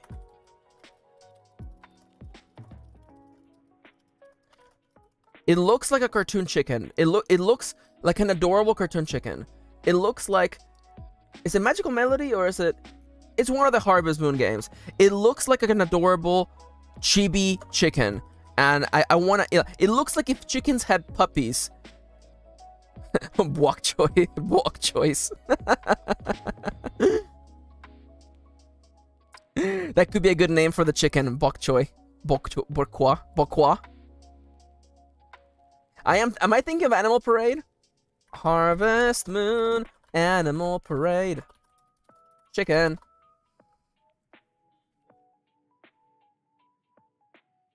Not quite it's a big plump chick. It's a beautiful, adorable plump chicken. It looks like a cartoon character, but it's in the real world. Yeah, a plump, round little gal, basically, as Moontum said. Also, Timber Wolfie, yeah, no worries. Go make dinner. Enjoy your not chicken, yeah. Or at least something that looked like a chicken. In that case, we're kind of postponing Helena and Holy for later, which is completely fine. Honestly, like I'm okay with like putting that a little bit later. We did walk through the doors. We are inside of the thing. So Pars is not scooting over because we're actually walking towards Lars, but that's okay. Pars, or at least something that looked like a chicken. Without thinking, that looked like a chicken. No, yeah, that's yeah. Sometimes, You know, you just gotta listen to your inner gremlin and just write it. Yo, okay, chicken with fuzzy feet. So I gotta look this up. Chicken with fuzzy feet. Oh, I see what you mean. They are called French Morans. Are the only breed that has feathered feet and legs. Interesting. Interesting. A French Moran. Oh my god. Oh my god. Yeah. Oh my god. These chickens are so dumb. I love them. They look like they just look like they have big feet. I believe it was French Moran. Forgive my pronunciation. I think that is French Moran. Meringue? French meringue? They look like they're wearing shoes. Anyways, at least it looked at least something that it should be capitalized. Looked like a chicken. I was so enthralled. I was so enthralled by the mystery of what that little fluffy bird was that I couldn't help but walk closer. No worries. I would like to properly apologize to really? It's called the Silky? Oh no. Silky chicken breed. It is called the Silky. Okay, that makes more sense. Gosh, those are cute. I would like to properly apologize. You know what? Might as well just do this. Hello, everyone. I would like to properly apologize to all French speakers in the chat. I'm really sorry that I can't speak your words like you do. I'm really sorry. It is my fault. It's absolutely my fault. I just want to say, please don't cancel me. I will try my best to pronounce your French words someday. All right. Getting that out of my chest helps a lot. Today we apologize to chickens, and especially the French chickens. Yes, it's true.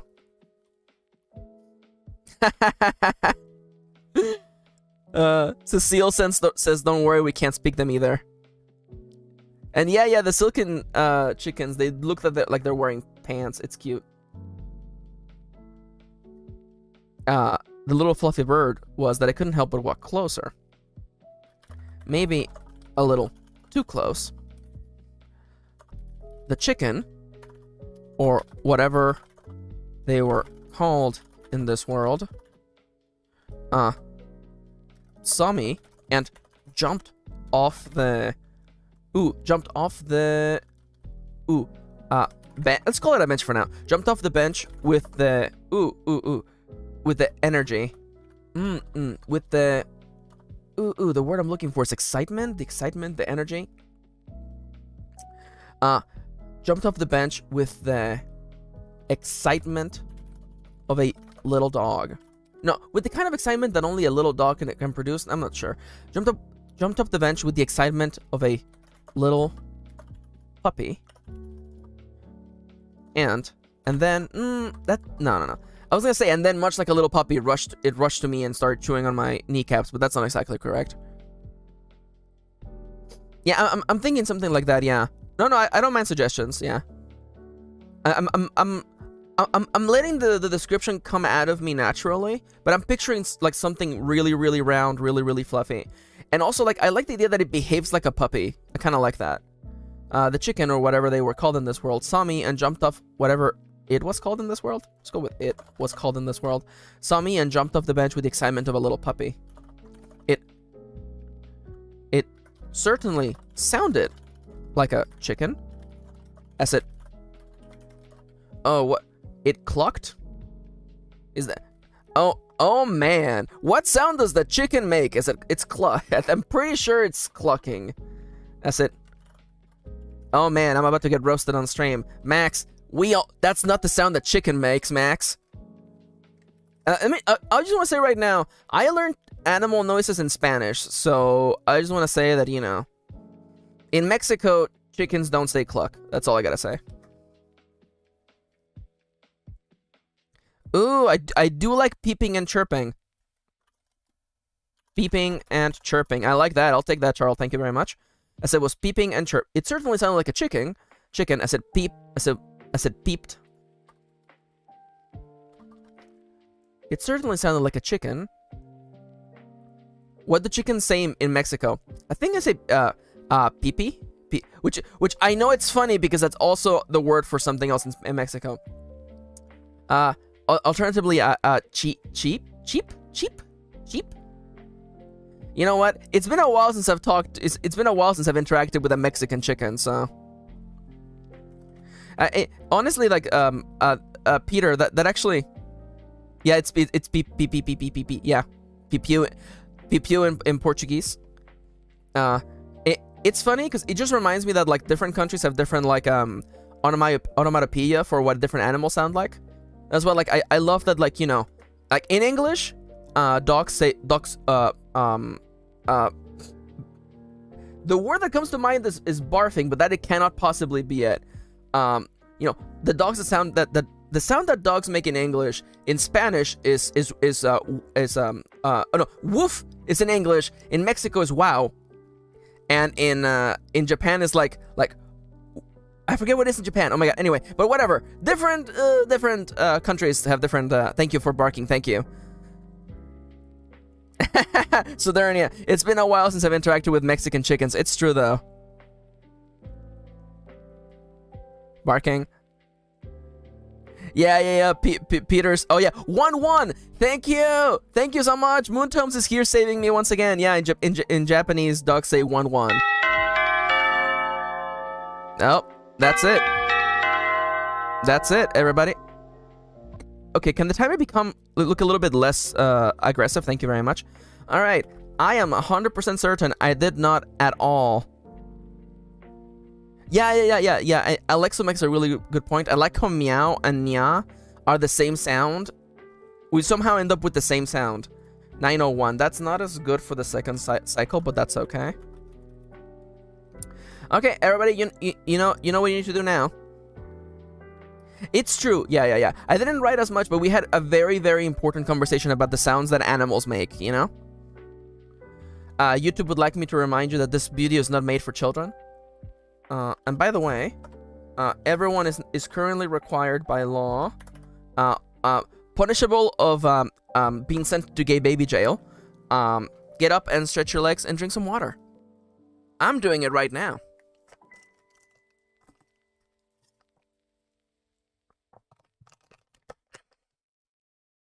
Classic Peter.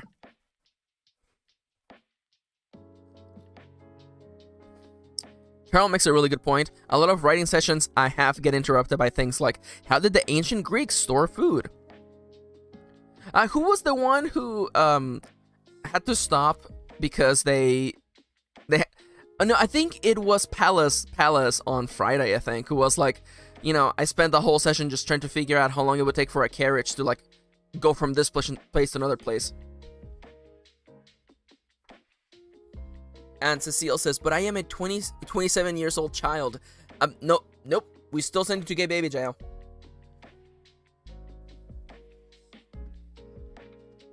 Punishable by baby jail.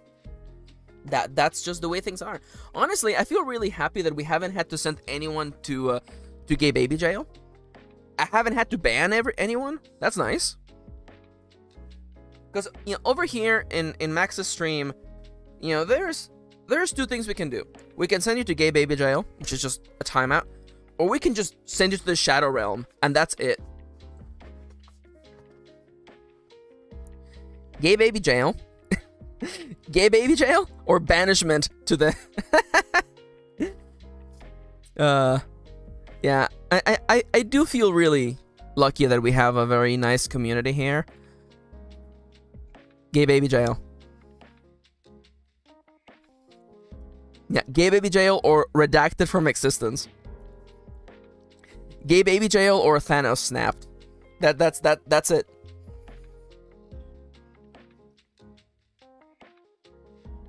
It's literally in the chat rules.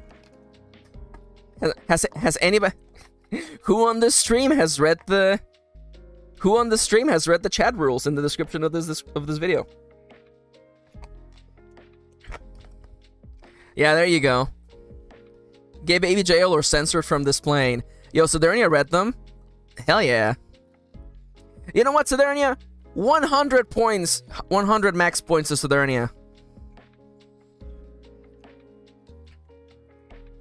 Cecile says, I didn't even know chat rules were a thing.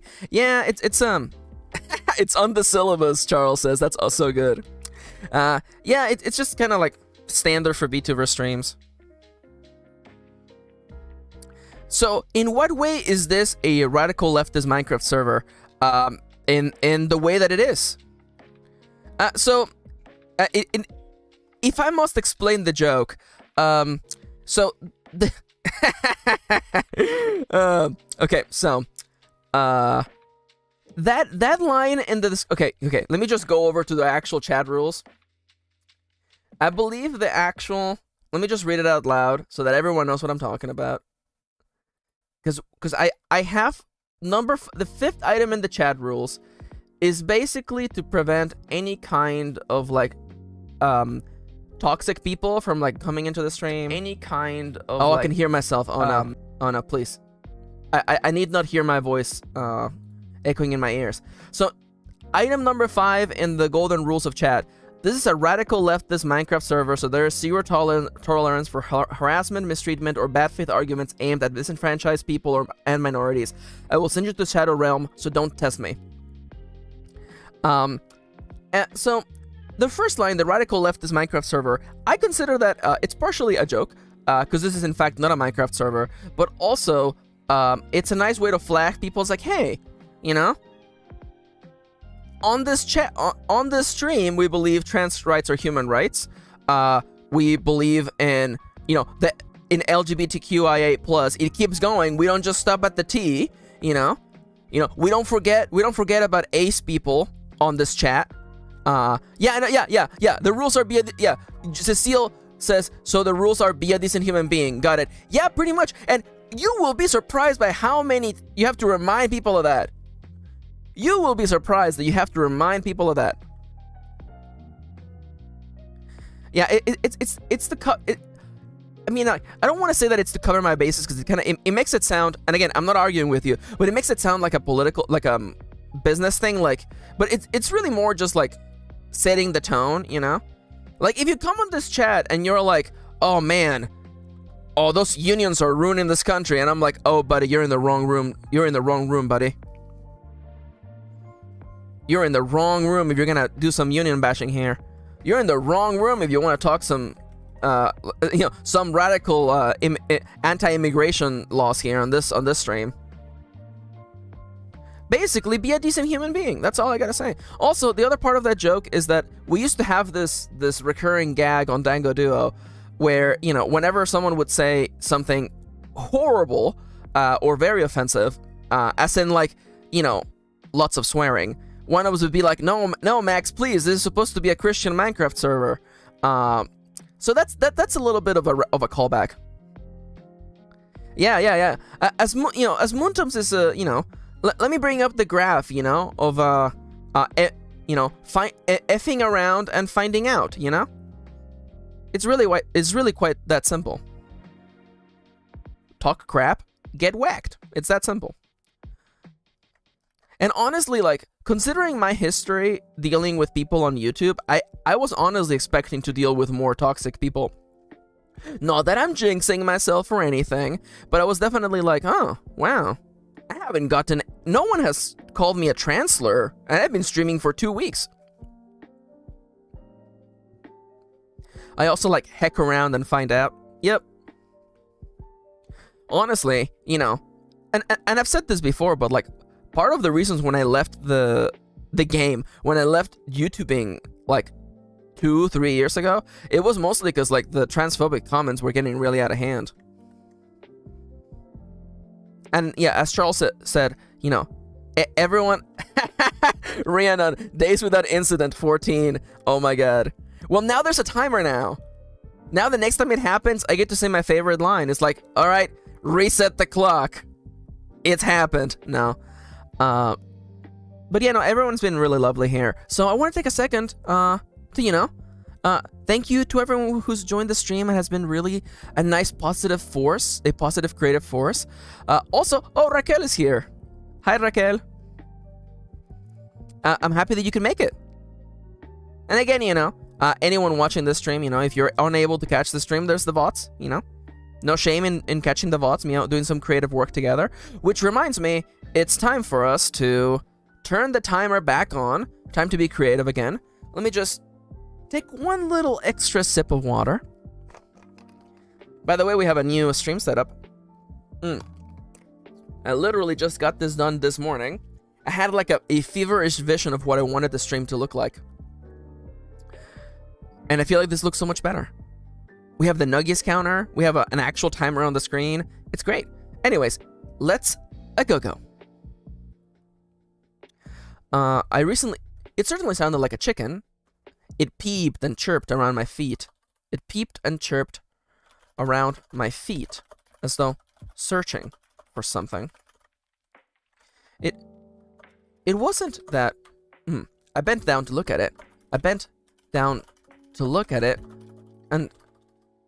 I could almost list the contrary evidence.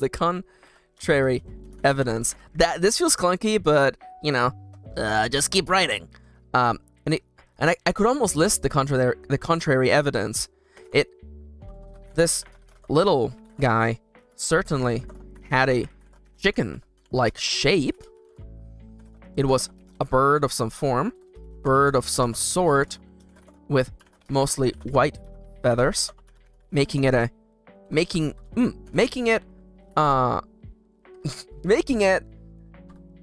want to say a big floof, but I'm trying to get to calling it a big floof, with mostly white feathers, in a shape that I could only describe as a big floof. Big floof. Yeah. See, Alexo gets it. Yeah. Just right. You can edit it later. And I will. Feathers in a shape that I can only describe as a big floof. As for the face,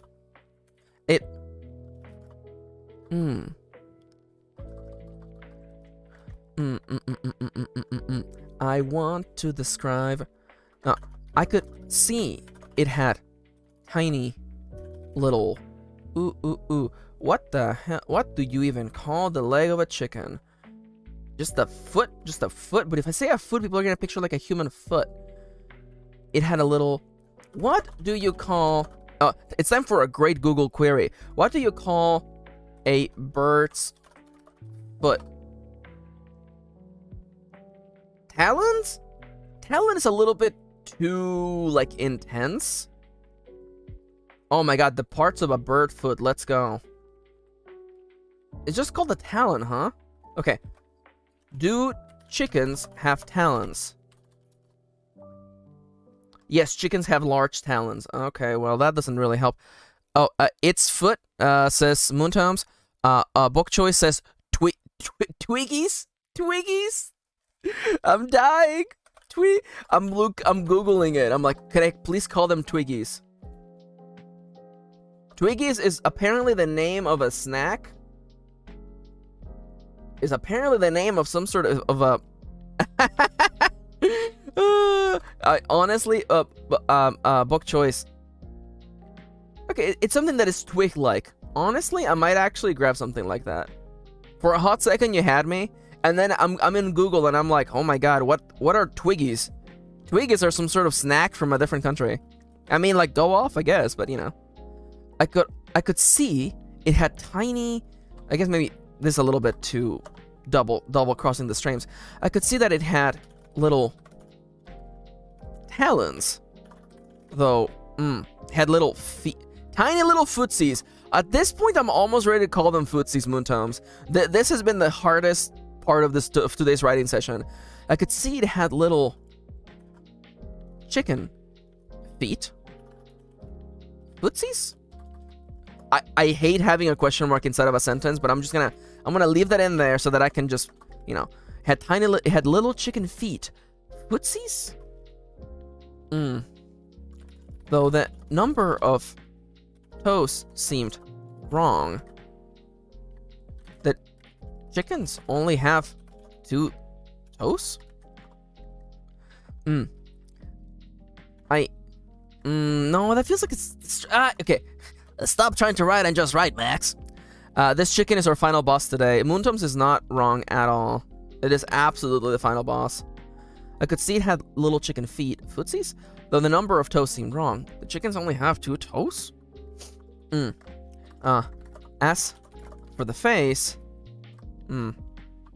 Let me just... Okay, I bent down to look at it and I could almost list the contrary evidence.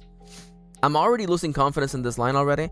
I bent down to look at it. You know what? Let's make it more active instead of just looking at it. I bent down to look at it, and the little guy jumped up as though to greet me or peck me in the face. I immediately leaned back, though I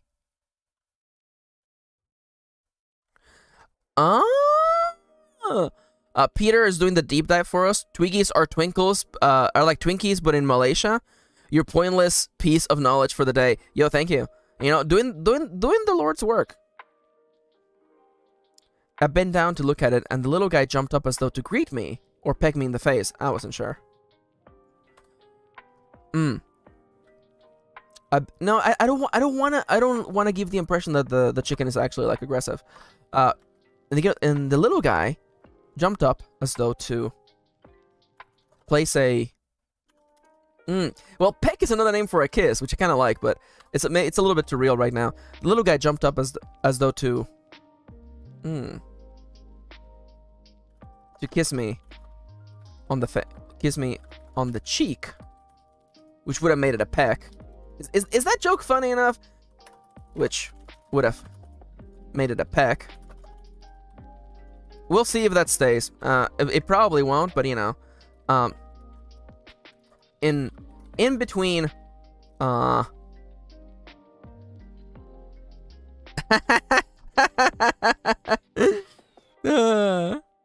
Cecile says, sorry I couldn't talk in chat anymore. I had a cat on my lap. When you have a cat on your lap, the rest of the world doesn't exist anymore. You gotta pet it, but I'm back. No longer the chosen one. Rip. You know what? You know, it's... You know, we just treasure the times we were chosen. That's all that matters, you know? And pointless knowledge doesn't exist. It will come back. Someday, Twiggies will come back. Twiggies will return in Marvel's Avengers 2. Which would have made it a peck. In between dodging kisses and trying not to fall over, I clearly made out the face of my assailant. It had... Ooh. Oh my god. Okay, can I just get a Google... Give me a diagram of a chicken. Because I know... Oh my god, I'm so happy someone has actually... The hackle. The comb. The beak. Yeah, okay. Yeah, well, I know that one. The head. Okay. Welcome to like. Oh, the thing is that hang from the beak are called the wattles. Okay, well, if I describe something in a way that requires like the reader to look up a diagram, then definitely I'm doing things bad. Raquel says, let's write our next novel about a worldwide candy exchange program. I like that. I like that. Okay. I'm looking at a diagram of a chicken, guys. So I'm like, how do I describe this chicken? And I'm like, this is what I'm looking at. I'm looking at this diagram. And like, you know, I recognize some of these are pretty, obvious. But at the same time, I'm like, how do I describe a chicken's face in a way that a person who doesn't have this diagram will understand? And the answer is, we gotta find words that make more sense than the words we currently have. I clearly made out the face of my assailant. It had a, red crest. Just like a regular. Just like the chickens I knew. The chickens of my world. Except this little, perp? Let's call it a perp for now. This little perp's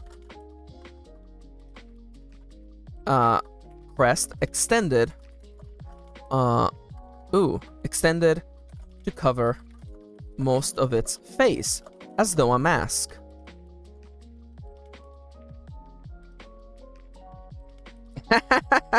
Peter says, a worldwide candy exchange program that sells slightly off-brand products like Coca-Cola instead of Coca-Cola. Other brands also are available. Yeah, that's funny. I like that. My first internal thought was like, oh yes, and the goal of this is just to do like money laundering. That's like the first thing that came to my mind. Money laundering by just like trading candy. The perp's crest extended to cover most. Did I say face twice? I did say it really close. The perp's crest. I have an idea. I like the idea of referring to it like a little mask, like it's like a little like red mask. It had a red crest, just like the chickens of my world, except this little perp's. Okay, I'm already losing perp. I don't like it.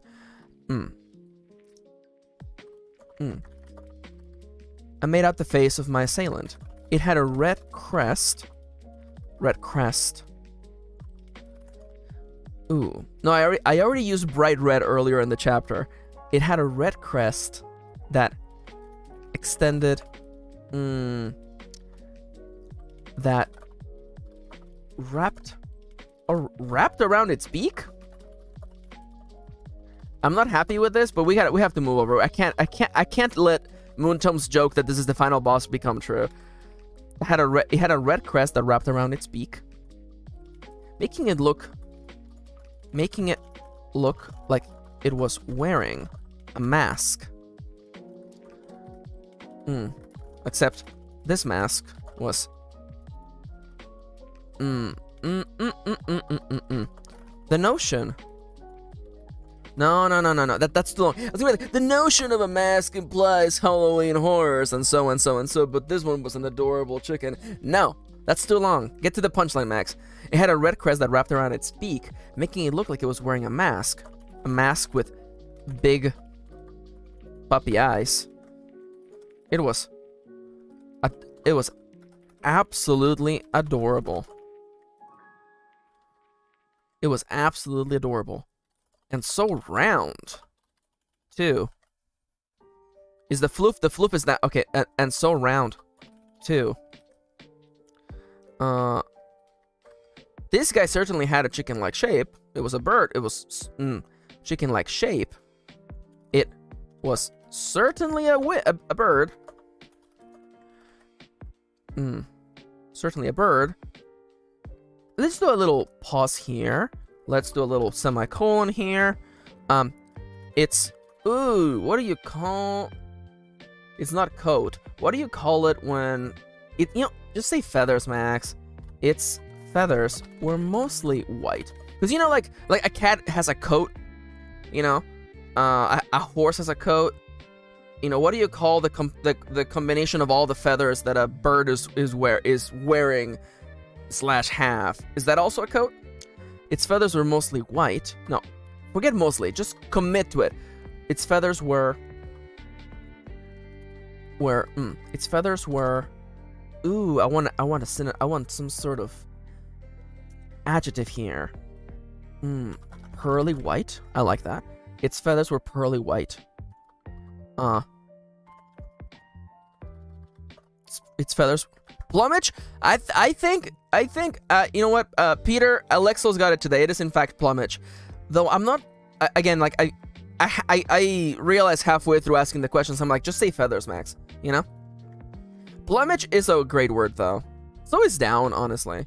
Down as a, you know, as a synonym for feather is really good, too. Its feathers were pearly white.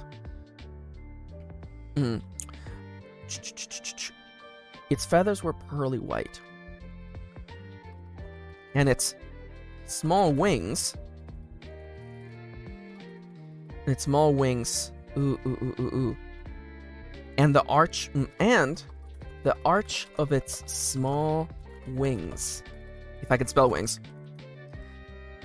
Plumage, by the way. Plumage. Thank you for helping with the pronunciation there, Charles. Plumage. Thank you. Plumage. Yeah, yeah. What if I just say it wrong anyway? Plumage. Thank you. Its feathers were pearly white, and the arch of its small wings gave it a shape that I could only describe as a big floof.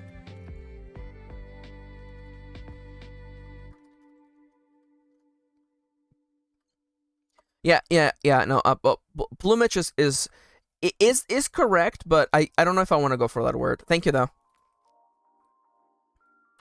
Okay, I don't think I have to describe, you know, the tail, the coat, or the, you know, the small footsies of this bird. I feel like, you know, it's big. Well, it's shaped like a chicken. It's big round energy, and it has a bright red kind of crest that makes it look like it's wearing a little mask. I like that.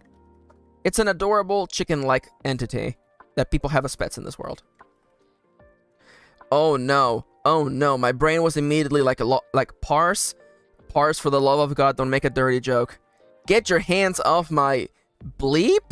No, we can't have that be the joke. Parse, you cannot make that joke. Hey there, little fella. Hey there, little fella. Compa. Waved a hand at the chicken. At the chicken-like creature, which then proceeded to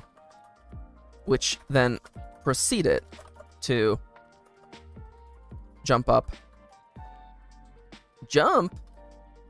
and place a couple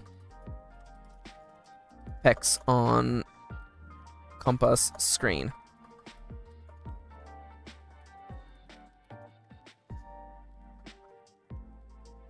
Oh yeah, it's a smoocher, all right, isn't it? Oh yeah. Oh my God, I need a name for this chicken. Oh yeah, that's I want Clementine, but I want to spell Clementine wrong. Clementine. Entine. Entine is the best part of that name. Blementine. Cementine. All animals should have like dumb names. Alternatively, it could be what's the name of those little orange? I mean, they're just called clementines, right? Clementine orange. Yeah, just call it Clementine. Entine. Entine. Lemon time. Oh my God, lemon time is kind of ridiculous. Except lemons don't exist in this world. Although, okay, you know what? Okay, so Dernia and Book Choice, I think you're both on the right. Let's just go with... You know what? Okay. No, I'm just gonna call it Lemon Time for now. Oh, Lemontine! Lemontine! Oh, hi, Mr. Meme. The question was trying to come up with a dumb name for a chicken, and we have landed on Lemontine. That's a great fake name for a chicken. Oh, that's Lemontine. It's a... Let's just go... Must we gender these chickens? I don't think so. It's a smoocher for sure.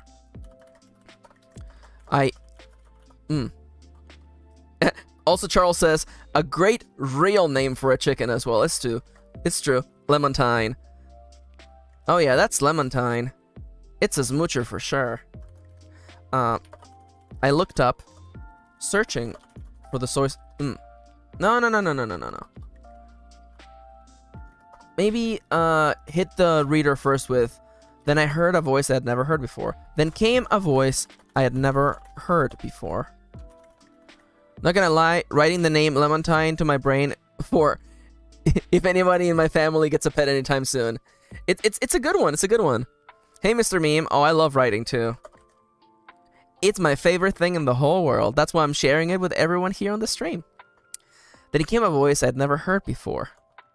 It was youthful. It was youthful. Ooh, ooh, ooh, ooh. I don't want it to be high-pitched. It was youthful. Playful. And... it was... No, okay. If I only get to do one or two, just you know. Peter says, chicken does taste pretty good with lemon and thyme. How dare you? How dare you? Okay, I'm not saying the mods should, like, throw Peter in gay baby jail, but you're on thin ice, mister. Charles says, it's so fun working on my own book while listening to Max write theirs because the tones could not be any more different. Yeah. You're writing high stakes. Here I am just like, and then a chicken kissed me in the face. Oh yeah, that's Clementine. It's a smoocher for sure. Best smoocher on this side of the county. Second best smoocher on this side of the county. And then Mars is like, first one is me. There you go. Sultry? Thank you, Mr. Meme. I think sultry is definitely a little bit too... It's a little bit too... Let's just say it. It's a little too sexy. You know, the character that we're introducing at this moment, Parse, is a flirty flirt. So I definitely, you know, you're catching what I'm throwing, but I don't know if I want to use sultry. Yeah. You got it. It was mature and very playful. It was mature and playful. Oh yeah, that's Clementine. Second smoocher. Second best smoocher in the county.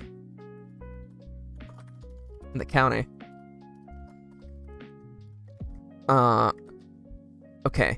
Come up a screen, then came a voice I'd never heard before. It was mature and playful. It was mature and yet playful. It was the young person I had seen earlier. The one with the straw hat. Now that they were up close, I could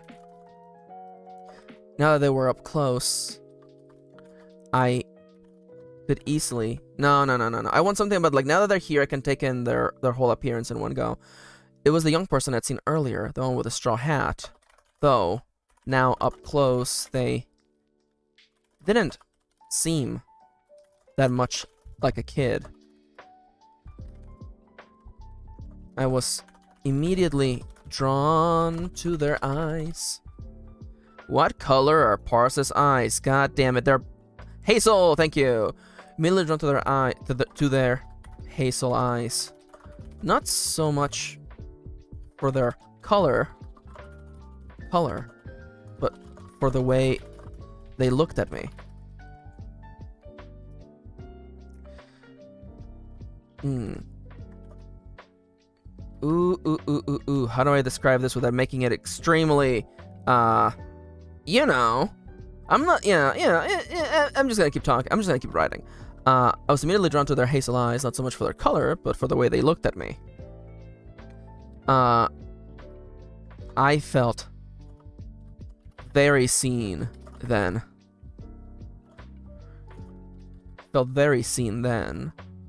Ooh, no. I want something along, like, you know, I'm trying to navigate this conversation. I'm doing hand signals too. I'm trying to navigate this exchange with Parse. When they looked at me, it was like they wanted something, and we hadn't even. Mr. Beam says, so a passive-aggressive flirt. Is this character, or did I get the vision wrong? No. Yeah. I wouldn't say so much passive. You know, Parse is pretty aggressive at flirting. They're about to be like, I'm the #1 smoocher in this county. And I'm trying to get there without trying to make, you know, I don't want them to appear like they're, you know, gross. You know, they're a nice, playful person who loves to flirt. I was immediately drawn to their hazel eyes, not so much for their color, but for the way they looked at me. I could tell they wanted something. And I, just being seen in that way, you know what? Let me actually just, in that way, made my cheeks. No, just being seen in that way. Ooh. I didn't feel being seen in that way. Just not so quickly into a conversation. I mean, this person hadn't even asked me my name and they were already looking at me very seriously. This person hadn't even asked me for my name and they were already looking at me quite intently. Oh, there's a timer. There's a timer, everybody. You know what that means. It's time to get up from your chairs and hydrate. Get up from your chairs. Stretch your legs. Drink some water. What are we at today? Yeah, sorry if it made you jump. Sorry if it made you jump. 11:56. Yeah, definitely a couple slow cycles today, but that's life. There was definitely some. See, this is the thing that nobody tells you about writing, right? Is that you know, not all writing sessions are the same. Some writing sessions are easier than others. I definitely had a relatively easier writing session last week.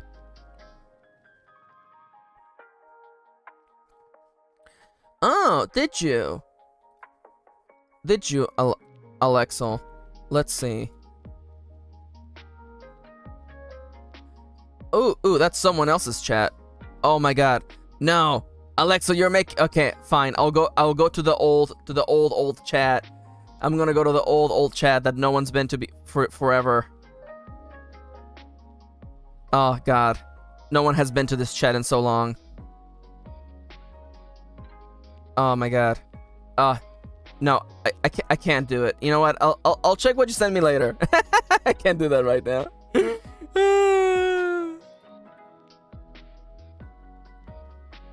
Yeah. That's why I stopped. Thank you for the heads up, babe. No worries. Cecile says I was actually procrastinating on Twitter, so I deserve the scare. Yeah, no worries. Hey, you know. Yeah, you got God, and that's what matters. Oh yeah, Mr. Meme says, I hate being indecisive and flush with possibilities for a story. You ever get those troubles? Oh yeah. You know, you can kind of see me just starting to navigate that, you know, that series of sentences. Just, you know, I have the feeling for where I think I want the story to go. By the way, I have gotten up. I'm like bent over the microphone, stretching my legs, especially my knees. Yeah, you know, that's why I like to have my alter ego. The gremlin. The gremlin is a version of me that doesn't hesitate as much. You know? Yeah. Stop trying to write and just write, punk. That's the idea. You know, there are countless possibilities for where the story can go. And sometimes I will admit that sometimes I finish a book and I'm like, oh, that didn't go where I thought it would. that doesn't inherently mean it's a it's a bad book or it's a bad story or that you did wrong. Just there are countless possibilities and you will capture one. There are times when a part of me is like, maybe, what if I did a second take on that book? What if I wrote that book again? And it's funny. I know it's very funny and it's silly, But it's interesting. I can't help but be, in a way, mesmerized by the idea of tackling a story again from the beginning. But there's way too many story ideas to write to do that. It's just good to just, throw caution to the wind and just dive in and try to get this story to exist, rather than focusing on all the countless possibilities. I'll tell you, the way that I envisioned this scene happening in my head and in the outline was nothing like what it looks now.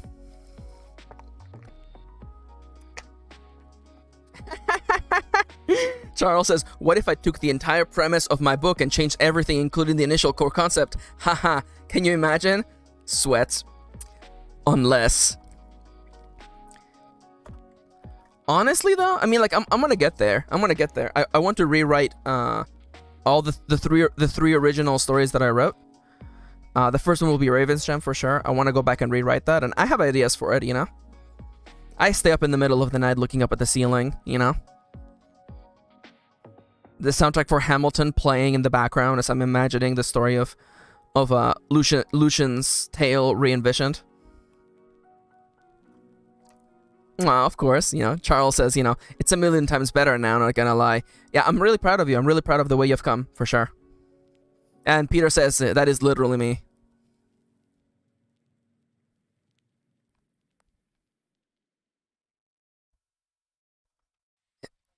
Ooh, okay, Mr. Meme. Great minds think alike, because I assure you, I've had a similar idea to that. I was thinking something like basically the roguelike of novels, where it's a series of novels where they start in a similar place and have like shared thematical elements, but they go in different ways. Again, like choose your own adventure novels. Exactly. I realize now that CYOA. Yeah. No, because my first three books were Raven's Gem, A Secret Named Sophie, and Justine's Blood. And I want to get back to all of those, but, time. I will get back to those. The first one on the board is Raven's Gem for sure, because I have immediate ideas for what to do with that. RPG style book. Honestly, though, I mean, like, yeah, do that for sure, yeah. Okay, now, Alex says, last night I had an idea for a spin-off sequel to my WIP. The narrator's an OC, but my WIP's two MCs are supporting characters. Ooh, that's cool. I like that. Hell yeah. I definitely like giving background characters or side characters a chance to, step into the spotlight.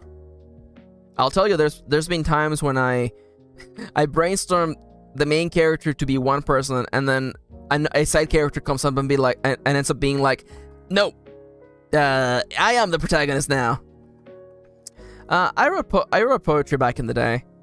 I will completely admit I have nothing against poetry. It's just I actually kind of see I don't mind my prose being poetry-like, what people would call flowery. I don't mind that at all. So I partake in translating my thoughts as eloquently as I can without care for whether it is ornate or flowery in my fiction. So that's how I get to scratch that itch by just, making my fiction as prosy as I want.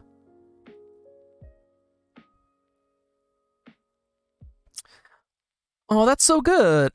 Rhiannon says, I haven't tried to write a full-length story in years at this point. I was so busy with school and work, and any writing I did was for school. It's been nice getting back to writing for myself. That's so good. And of course, yeah, Charles is like, I already have ideas for an interim spin-off.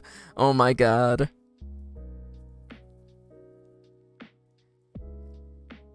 Hey, Alexander, aren't prose writers just failed poets? I mean, like, I'm okay with being a failed poet. Also, yeah, like Charlie's saying, I'm so glad to hear that, Rhiannon. I'm actually really happy to hear that you're doing some writing for yourself again.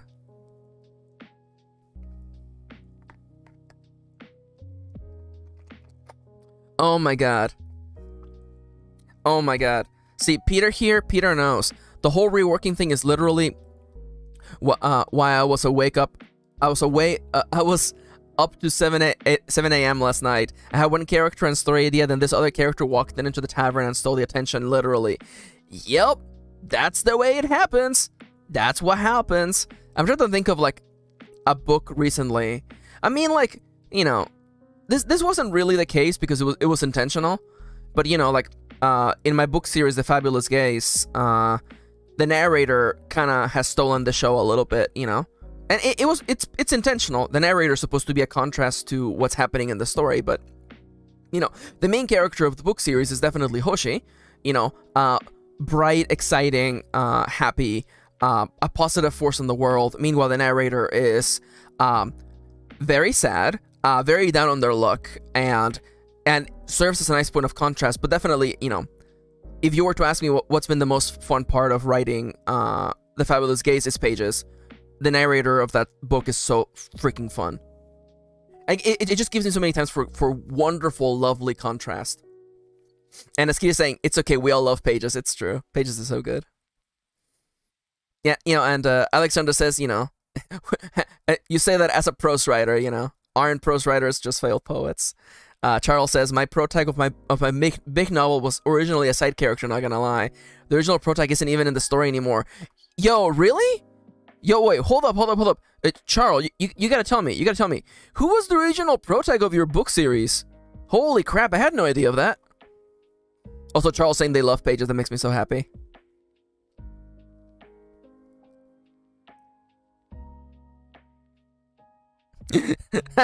Mr. Meme says, I once wrote a whole story of a hero adventure turned horrible drug trip with acid catnip for school and got a detention for it. They didn't understand my brilliance. Oh my god. Oh my god. Really? Sophie, Vessel of Athena? No idea. No idea. Holy crap, that's so interesting. Oh my god. Yeah, see, that's classic. That's what happens right there.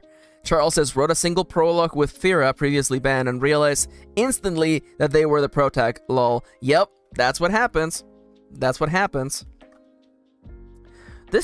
How long is this chapter already? Please, for the love of God, save me. Don't be like 2K. Okay, 1500. We're halfway through this chapter already. That's a bit of a problem, but, you know, we'll figure it out. So, I need to write some notes for Max for the future because we don't have time for another cycle. We'll do some Q&A, I think. Oh, Charles, I will tell you right now. Sophie was not in the version we read or the previous version of your book. I have no recollection of this Sophie person you're talking about. Literally, like, when I first read the previous version of your book, like, it started with Ben right away, so I have no idea who Sophie is. Which is really cool, actually. The fact that there's, like, you know, this other character who was originally the protag. That's kind of amazing. I love that.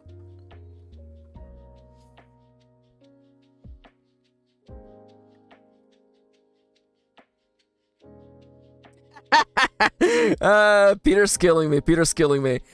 Peter says, I got sent to counseling because I wrote an incredibly violent World War I trench battle and my teacher thought I had some trauma. She was right, of course, but that's besides the point. That's so good. That's so good. That kills me.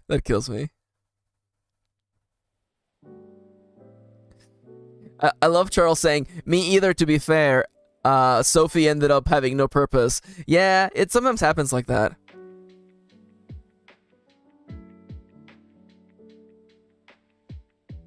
Mr. Meme says, once you start getting into writing, you start breaking down stories as you watch them. And if you're like me, you annoy people you watch things with. Oh, I like to call that flagging, you know? You're watching a movie, you know, and a character makes a promise to another character. It's like, hey, you know, when I come back, you know, we'll go to dinner together, right? And then I'm watching that and I'm like, that's a death flag, baby. That character's about to die. You only make promises when things are about to go dire for you. Yeah, I know. I'm annoying like that too.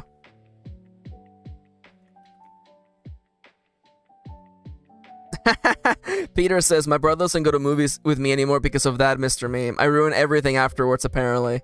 It is fun, though. I pay too much attention. Like, you know, if you were to ever get feedback from me on your book, that's what it would be like. It's like, the instant you mention anything that seems like a clue, I'm like, I see what you're doing here. I'm paying attention. You don't think this is sliding, you know, you're not sliding that under the table at all. I'm catching it. I'm catching all the little foreshadowing. I see that shotgun on the wall. Trust me. I see that it says Chekhov right under it. Trust me, I see it. Charles says, F to all characters who didn't make it to this draft. Story gave and the God Hunters. You know, it happens. I feel kind of good that, like, I got to experience that version of your story, you know?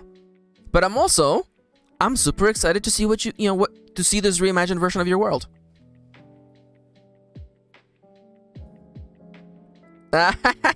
Sidonia says, kinda similar. One of the most important characters in my current manuscript appeared out of thin air when I substituted hey for oi, and I have never looked back. Yo, hell yeah, that's a good feeling. Gotta love it when they break down the door and insert themselves. Yeah, that's the best feeling, honestly. That's such a good feeling. Yo, actually, I think Alexander is memeing, but I like that. Don't put a hole in the donut if you don't want me to notice the donut hole. It's true, though. It's true.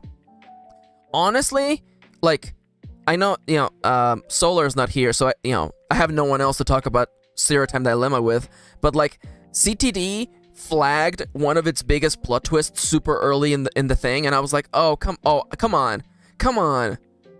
Oh, really? This character recognizes this other character's smell? Okay, yeah, I know what you're hinting at. Yeah, clearly that character is that character's parent, clearly. Oh yes, what a familiar smell. Just like the smell of one's mother. Yeah, I saw that. You're not getting anything by me, buddy.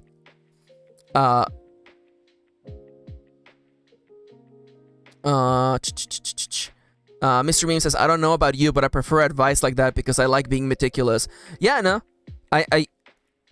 You know, I'm the kind of person, you know, I am not... Oh, here we go. It's time to put people on blast, okay? So one of the things I want to say, okay, is that there are people who give writing advice, and the writing advice sums up to, you know, do as I say, not as I do. And that's not me. That is absolutely not me. I give you the advice that I do. The stuff that actually, you know, I have found to work in practice, right? So, you know, I am very meticulous about making sure that I establish plot twists and revelations and that everything makes sense. So when I edit books or I help people, I want to make sure that the story is consistent. You know, I only give advice that actually works for me, that I actually use. I hate it when you catch writers being like, it's like, do this thing always and never do the opposite, and then you read their books and you're like, this is the opposite of everything you said to do. And then they're like, oh yeah, don't do as I do as I say. And I'm like, that seems morally bankrupt, but okay. Not to say that I'm not calling any specific writer out. This, you know, don't start drama. Nobody start drama. I've missed so many messages. Peter says, but don't you all love it when you read or watch something that really does catch you off guard? I feel very attentive, so I love it when a writer manages to slip something by me. Absolutely. I love that. Oh my god. What was the name of... There was a movie with Daniel Craig. Oh my god. There was a movie with Daniel Craig. That was the first time... Oh my god, I forget which movie it is. There was a movie with Daniel Craig that was the first time I ever gasped watching a movie.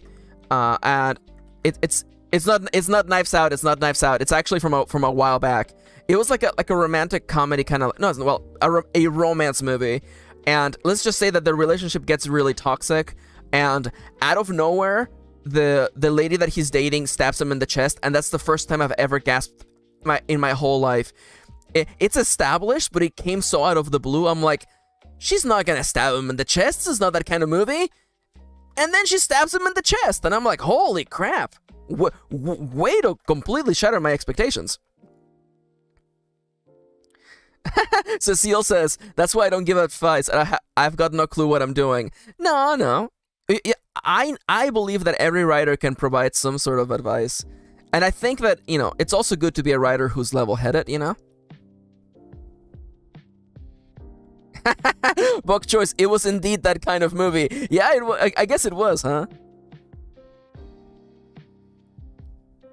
Rhiannon August says, literally how my creative writing professor in college was. Don't ever change POV in the middle of your story. Anyway, study the story I wrote where I changed the POV in the middle of the story. But if you do it, it's awful. Classic. Absolutely classic. Absolutely classic. What was the name of that movie? Daniel Craig. Romance movie. He gets stabbed. Enduring Love? That can't be it.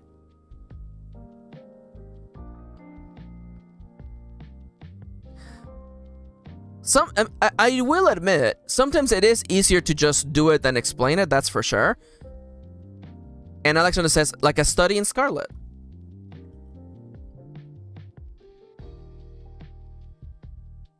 Yeah.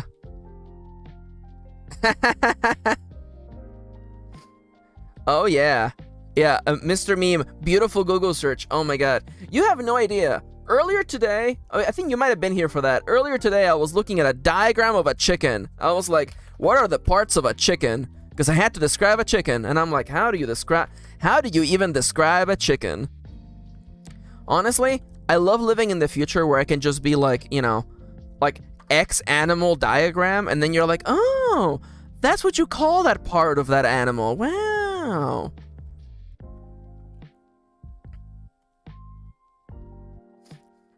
Cecile says, and I mean, sometimes you think, I will never do that, I will never write that, and then years later you have an idea or an itch for a new method, and or your writing just changed. That's also true. That's like the one thing. That's like the one thing that always bothers me, and that's part of the reason why I unlisted like all of my writing advice videos. Because like, if you have a writing question, just ask me now. Ask me what I do right now and what I think right now. Because I have flipped back and forth over the years, you know. I used to recommend writing by hand over anything else because it worked for me. And now I'm back to typing, you know? Oh my god, yes.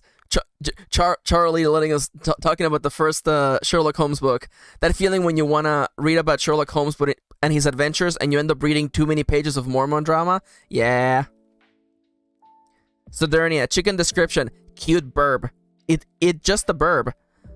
Alright, you know what? Okay, we're definitely... I don't think... Okay, you know what? Parse says they are the best smoocher in the kingdom. This is not a kingdom, but I'm just gonna write that here before I forget. And everything else should be good. I think I can finish this chapter with the big party, maybe, possibly. But anyway, I'm gonna switch this over back to just chatting so we can just, you know, have a nice... good old gay old time. But first, my manager would like everyone to know that, by the way, the best way to support me is by going to coffee.com/MKirin and buying me some nuggies.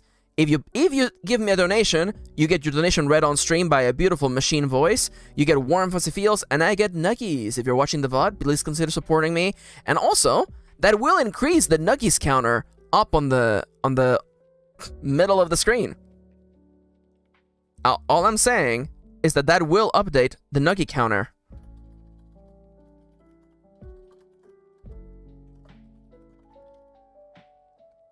See? This counter right here will get updated. And now I gotta go back to writing nuggies. Was it in all caps? I think it was in all caps. Nuggies! Thank you. Thank you. So Sodernia says the nuggies counter is super cute. Yeah. Oh my god.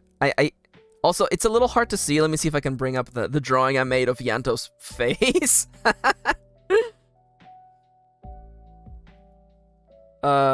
It came out so cute. Let me see if I can. Okay. Can you guys see this is the zoomed in version of Yanto's face that I drew.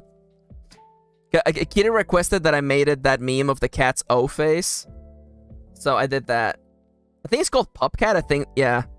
Also, yeah, the little Pomodoro timer, I was also really happy with the way that one came out. And of course, I went back to my classic, you know, the iTunes days for this icon. This felt really iconic to me. Anyway, My art aside. Let me see what messages I missed. How does one chicken? It's true, Mr. Meme. It's interesting to think. It's interesting though to think about, because Conan Doyle didn't know it was the first Sherlock Holmes story. That's an interesting point, Alexander. Yeah, Yanto want nuggies. It's true. My son needs nuggies, so you know. Oh, Mr. Meme says gotta go, but I'm definitely gonna stop by again. Hell yeah! Yeah, thank you for joining the stream. It was really fun seeing you. We should make it a shared goal to get the nugget counter up to an integer that is between, say, 68 and 70. Oh yeah, for sure. For sure. Yeah, I'm thinking of goals, you know? I'm thinking of goals. I definitely... I said this on Twitter, but I'm gonna say it again. I already want to redesign my character, because my art style has come a long way since since when I first drew this character. I'm not trying to, like, you know, toot my own horn, but I was gonna say that this thumbnail came out really good. I'm so happy with this thumbnail. Oh my god, it came out so good. See, like, so I want to get my model to look closer to kind of like this, you know? Oh man, this looks so good. Oh my gosh.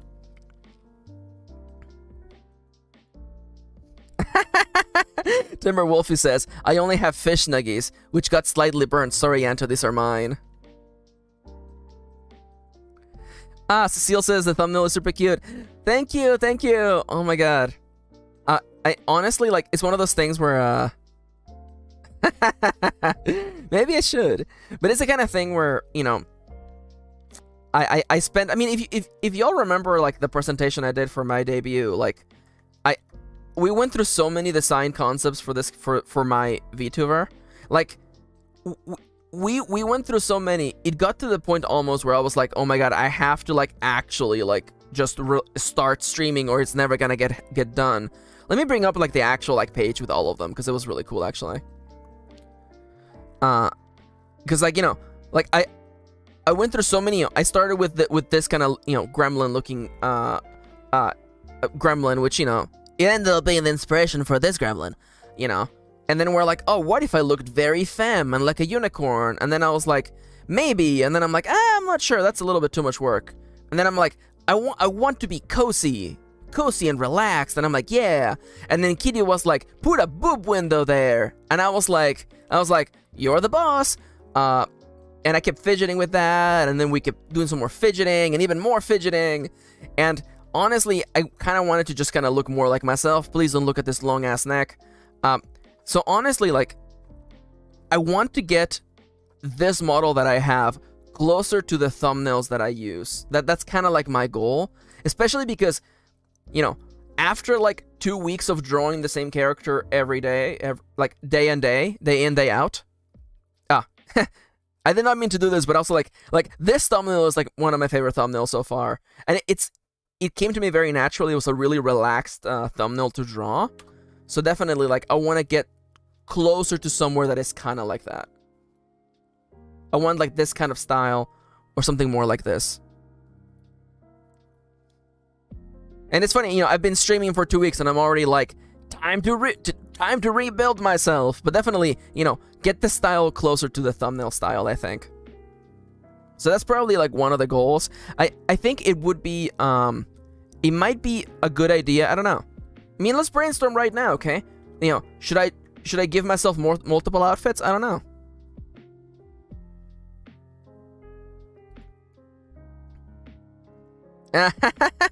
Your final design looks like the 13th Doctor's cousin or something. That's funny. Yeah. No, again, I want it nice and cozy, you know?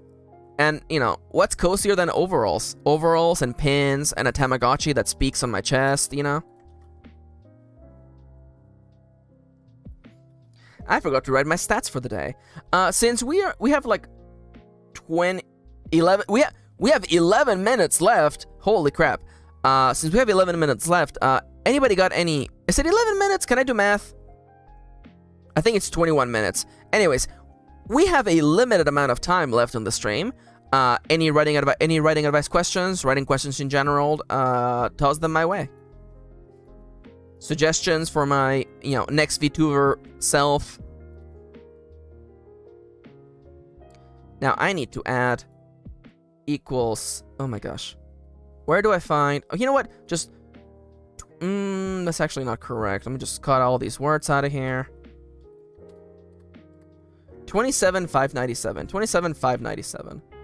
27,947. Is that the correct word count? It's fine. Alex asks, do you struggle with feeling envious of other artists' friends?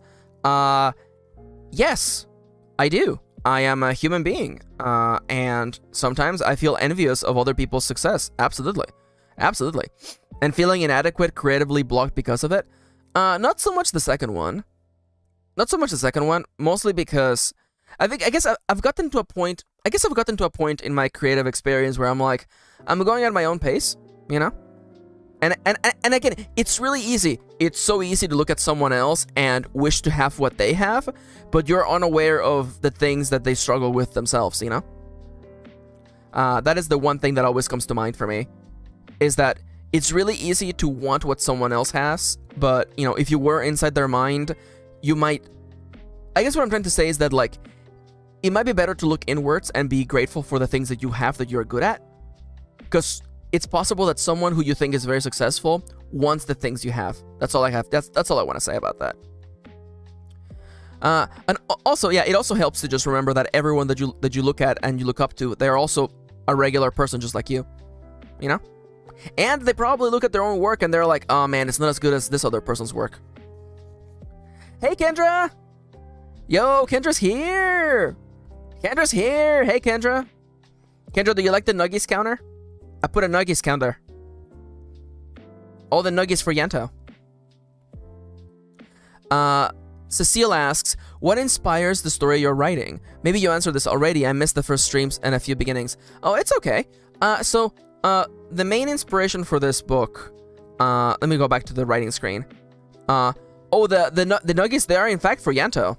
I mean, as a parent, all the Nuggies go to your children. Trips Riches to Rags Adventure. It's inspired in part by life simulator games like The Sims, Harvest Moon, Story of Seasons, Animal Crossing. And I guess the big inspiration for it was what would happen if real life was a video game. We don't know it's a video game, but it is a video game. And if life was a video game, what would it mean to beat it? Because in a video game, you do a series of tasks that, seem kind of random if you think about them, In the case of, let's say, Pokemon, you beat a bunch of random people with Pokemon, and then the world ceases to exist. You know what I'm saying? The credits, you hit the credits, and then the storyline ends. The story of this world ends. And this kind of, like, concept of, like, what would reality be like as a video game was kind of inspiring. So that led to, Trip finds themselves in another world. They have to spend money if they want to get back, but if they spend all of their money, the world may or may not end. And, that's the big, like, broad idea for the story. And I wanted to make something that was, like, unapologetically inspired by video games, because I love video games. So that's, some of the big inspirational elements. If I... again, I like to have the root elements of my story handy. So, gamers, I have excellent news, says Rhiannon. The first chapter of this story ended up being 420 words. Nice! Let's go. That's awesome. I love that. But, the things that inspire this book, I wanted to write a protagonist who was a gamer. What if real life was a video game? And I want to write a completely absurd story. That's why, Trip is going to be spending most of book 1 just trying to spend all of their money by building a ridiculous house. They're going to have rooms full of golden toilets, and they're still not going to be able to run out of their money. But yeah, some broad strokes. Yeah, I love that. Timber Wolfie says, I am the kind of artist that sees other people's really cool art and is filled with, I will reach your level, envy power. It can be a fun mindset if you can work it that way. Yeah, I know. I think I posted that on something like that on Tumblr and Twitter a while back. I was like, I look at someone's art and I'm like, man, someday I'll be powerful enough to fight that person. Like some nice, like, shonen energy, I think. Any more questions? Anybody got any writing advice questions? Just regular questions. We're in the Q&A segment of the stream. And yes, I am in fact drinking some water, and you might want to do that as well. Now let me go and open. I gotta open a bunch of things because it's almost the end of the stream. And there it is, perfect. Got it. But yeah, I do want to say, I want to take a second really quickly and be like, and say, thank you so much to everyone who's come today. I really appreciate it. You know, it's really nice to have this community of fellow creative people who just want to hang out and chat and be creative together. I know you're all working on your own stuff, and I just feel very touched that we're all here being creative together. And I hope that listening to me losing my mind over how chickens work wasn't too distracting from your own creative endeavors. That's all I want to say. Oh, no problem. I got stunned. I got stunned in real life. Book choice. For a hot second, I was gonna be like, Bokwa. And you're like, Max, are you memeing? No, I'm not memeing. I'm just dumb. Aw. Hell yeah. So there says, thank you for the stream, Maxi and Mod team. It's always lovely to hang out. It's always lovely to see you guys. Aw. And Cecile says, thanks to you for sharing your journey. It is really motivating, and it feels like we're part of something. Aw, that is so touching. Honestly, like, it's been really good for me just being able to, I guess, interact more with the people who enjoy my content, because I gotta say, I gotta be entirely honest, okay? Like, sometimes when you make content on the internet, it feels like you're just throwing it into the void, you know? For better or for worse, it just feels like you're just screaming into the darkness of space. And this experience has been incredible. Just being able to actually hear back from people, laugh together. As Peter said, you made us laugh and warmed our hearts. Aw, that's so sweet. You know? Like, it's really good. I realize now why people really love streaming. It's something that I've wanted to do forever, but now I really understand why people really, really take to streaming. It brings you that much closer to the people who enjoy what you do. I'm getting all emotional now. And Timber Wolfie says, thank you for the stream. A great start to the new year. Yeah. I didn't write that much, but that's okay. We learned about chickens today, and that's good. I tend to, if I can open up a little bit, I tend to be really hard on myself about how long it takes for me to get books out. Hey, Igor, I'm doing good. How about yourself? How you doing? You're catching the end of the stream. Got any writing questions or questions for me? We're in the Q&A section of the stream.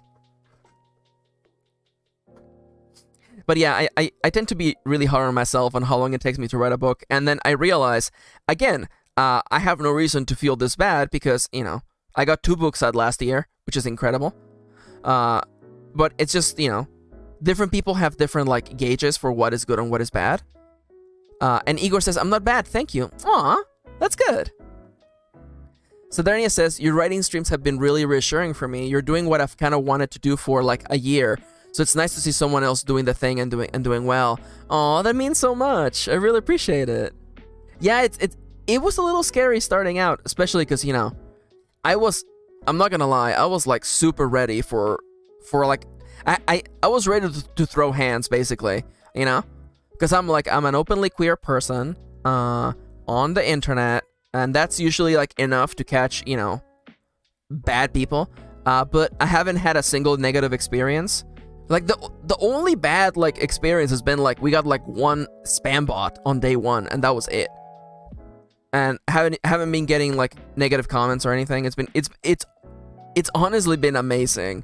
Holy crap! If YouTube had been like this 3 years ago, I would have never left. I'll just say it like that. And I'm happy that my writing streams have been reassuring, showing people what the process is like. Honestly, I was worried that I wouldn't, that it would slow down my ability to put down words. But honestly, like, it's been about on par, I think, to what I used to do. And honestly, it just feels good to be, like, around other writers. Aw. Muntum says even the spam bots were like, we'll leave them alone, they're having a nice time. Yeah, yeah. And I think I said this a while back, but one of the best things about being so late to streaming is that, like, people had to figure out most of anything I had questions for. Like, setting up the stream the way that it looks like now, even in version 2, like... just being, like... Being able to, like, just having questions of, like, how do I make scrolling text on the top of my screen and finding answers, like, immediately to anything that I could have a question for. It's been really good. I can't say that word. I'll get shadow banned by YouTube, but yeah. Just the bot was just trying to sell their you-know-what wholesomely. Yeah. Is my chair sinking again? Oh my gosh. Yep, it was sinking.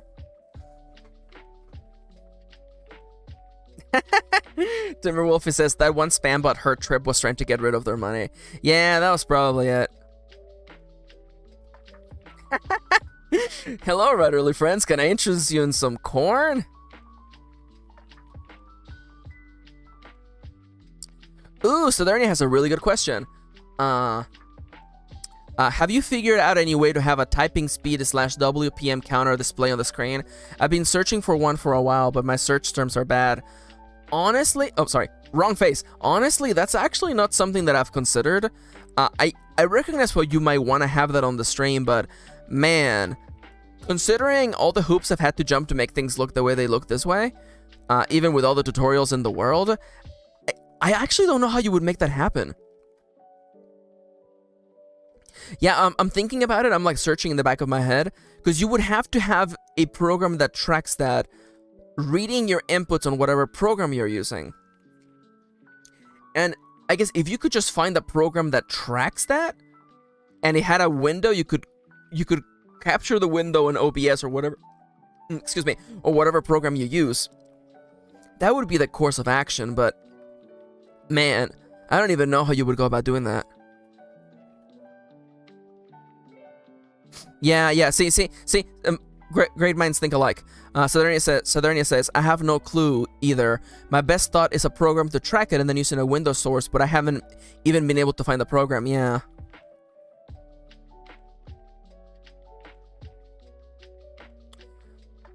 Yeah, I mean, like, I think that there might be a... Muntum says, I think words per minute is measured with tests, not real time.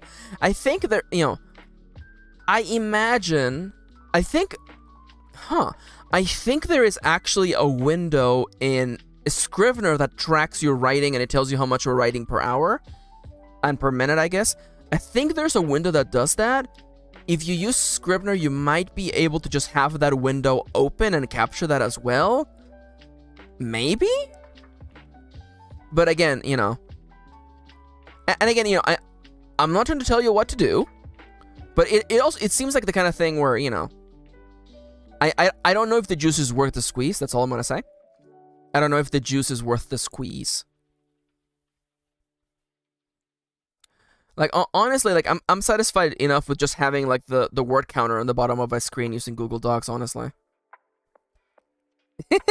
No worries. Glad to be of help. That's, you know, that's why we're doing the Q&A section. And again, you know, if you're interested in doing streams like these, then, you know, definitely asking me questions is a good way forward, seeing as how I've already absorbed so much information on ways to do things. Also, the current song in okay, everybody, take a sip of drink, because I'm about to say that the song playing in the background right now is really good. It's Lo-Fi Lias' remix of A Place to Call Home. Probably my favorite Final Fantasy song of all time. This song used to make me very emotional, because I really, really liked Final Fantasy IX. Yeah, every time I say the music is good, take a sip. This song is so good. Oh my gosh.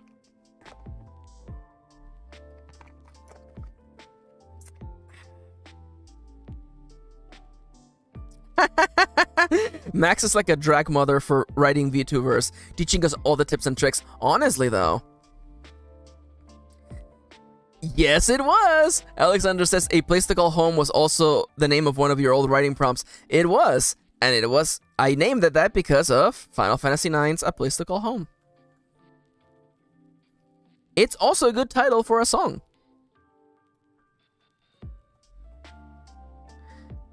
Alright, we have 6 minutes left, so let me just do this ending spiel real quick, okay? Oh. Wow, Throwback Thursday. Throwback Monday. So Darian says, I don't mean to self-promo, but I stream world-building type stuff already on Twitch.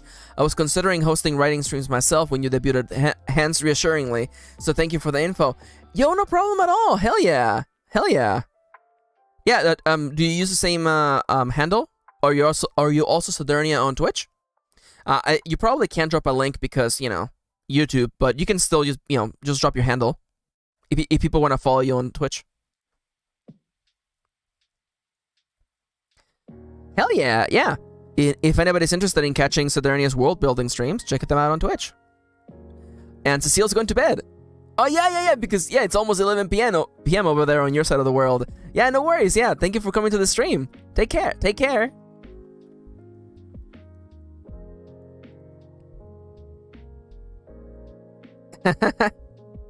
You used to go by Lear. I see. Yeah, oh yeah, if you have the link, Charles, feel free to post it. Oh, there you go. Thank you. Yeah, and good night, Peter. Or I don't know if Peter is saying good night or saying good night as though they're leaving, but regardless, yeah.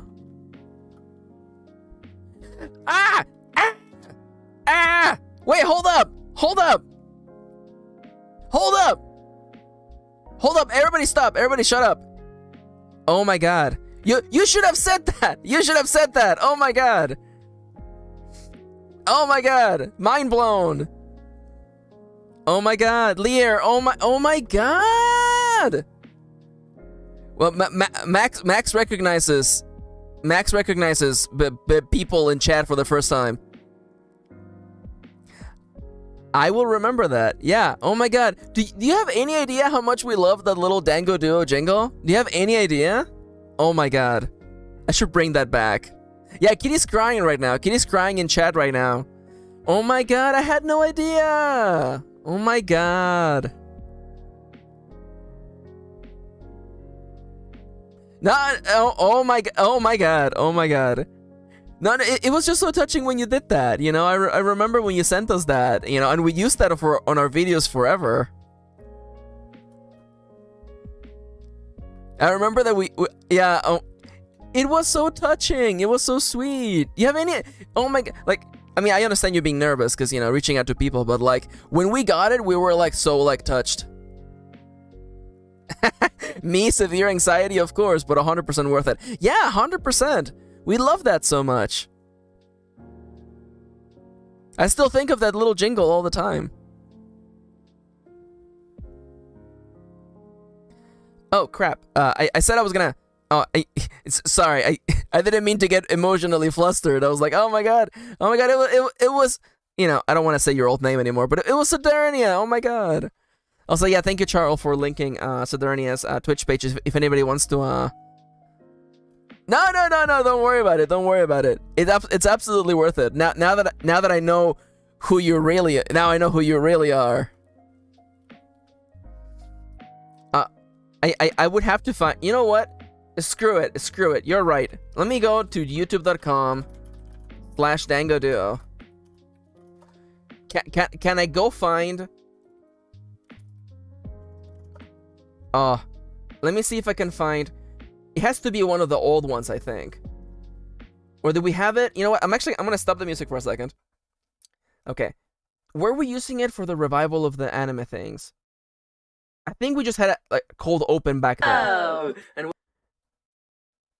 I'm Kitty. And I'm Max. And this is Dango Duo. Okay, we definitely had a cold open at this point in the timeline. Let me rewind further back before the anime rebirth. Before the anime rebirth. That's a joke for Kitty only, by the way. Oh my god, we did so many videos, by the way. Yo, anybody else want to react to me losing my mind when Kitty got 100 nobles in FF9 on the first try? No, just me? Okay. Okay, what about, let me try this point in the timeline.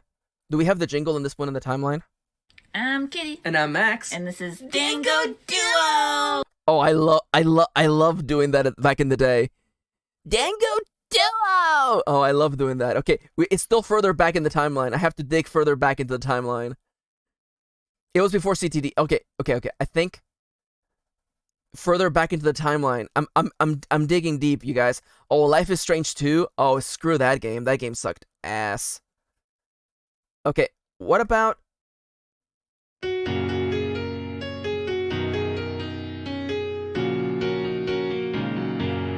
there it is. That's the one. Oh my god. Oh. That's the one. That's the one. So iconic. Oh my god. Let's go. Let's hear that one more time. One more time. Ooh, hold up. This, you know what? Screw it. The stream is broken. It's fine.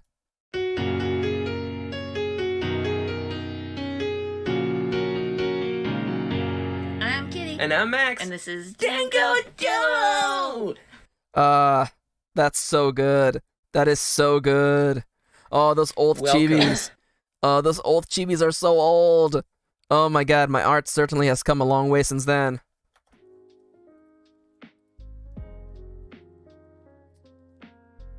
Oh my gosh.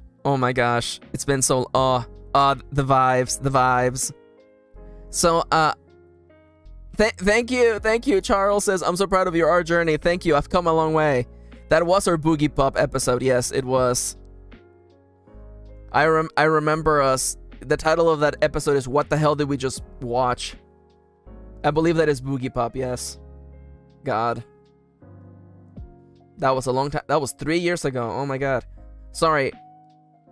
Oh yeah, this was the same. Yeah, this was the same time that Rising of the Shield Hero came out. Wow, what a terrible anime. What a waste of time.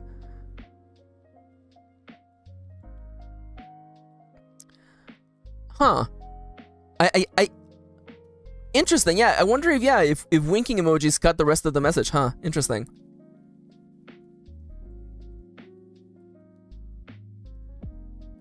Aww. It's good to look back. And now I'm... Yeah. Kid is like, fuck Rising of the Shield Hero. Yeah, no, honestly, I'm just, I am really happy that now I know who you really are. Now, but honestly, I feel like reunited. I feel reunited with an old friend. Honestly, I do want to say, because I never got the chance to say it out loud. No, you know what? I think we did. But anyways, I just want to say, thank you so much for having made that little jingle back in the day. It really made Kitty and I's journey making anime content. It actually meant a lot. So thank you. We really appreciate it. No, don't worry about it. It was funnier this way. It made for a better memory, for sure. Aw, that's so sweet. Aw. And now somehow I have to transition over to shilling for the people in the VOD. So, hey there. Just want to remind you all that the music you heard today is from Lo-Fi Leah. They are an amazing composer. The music is on YouTube and everywhere else. Please listen to them. The program I use for VTubing is VideoTube. And if you go to my website, MKirinauthor.com, you can buy my books, like The Fabulous Gaze, The Last Bread Mage, and a lot of stuff.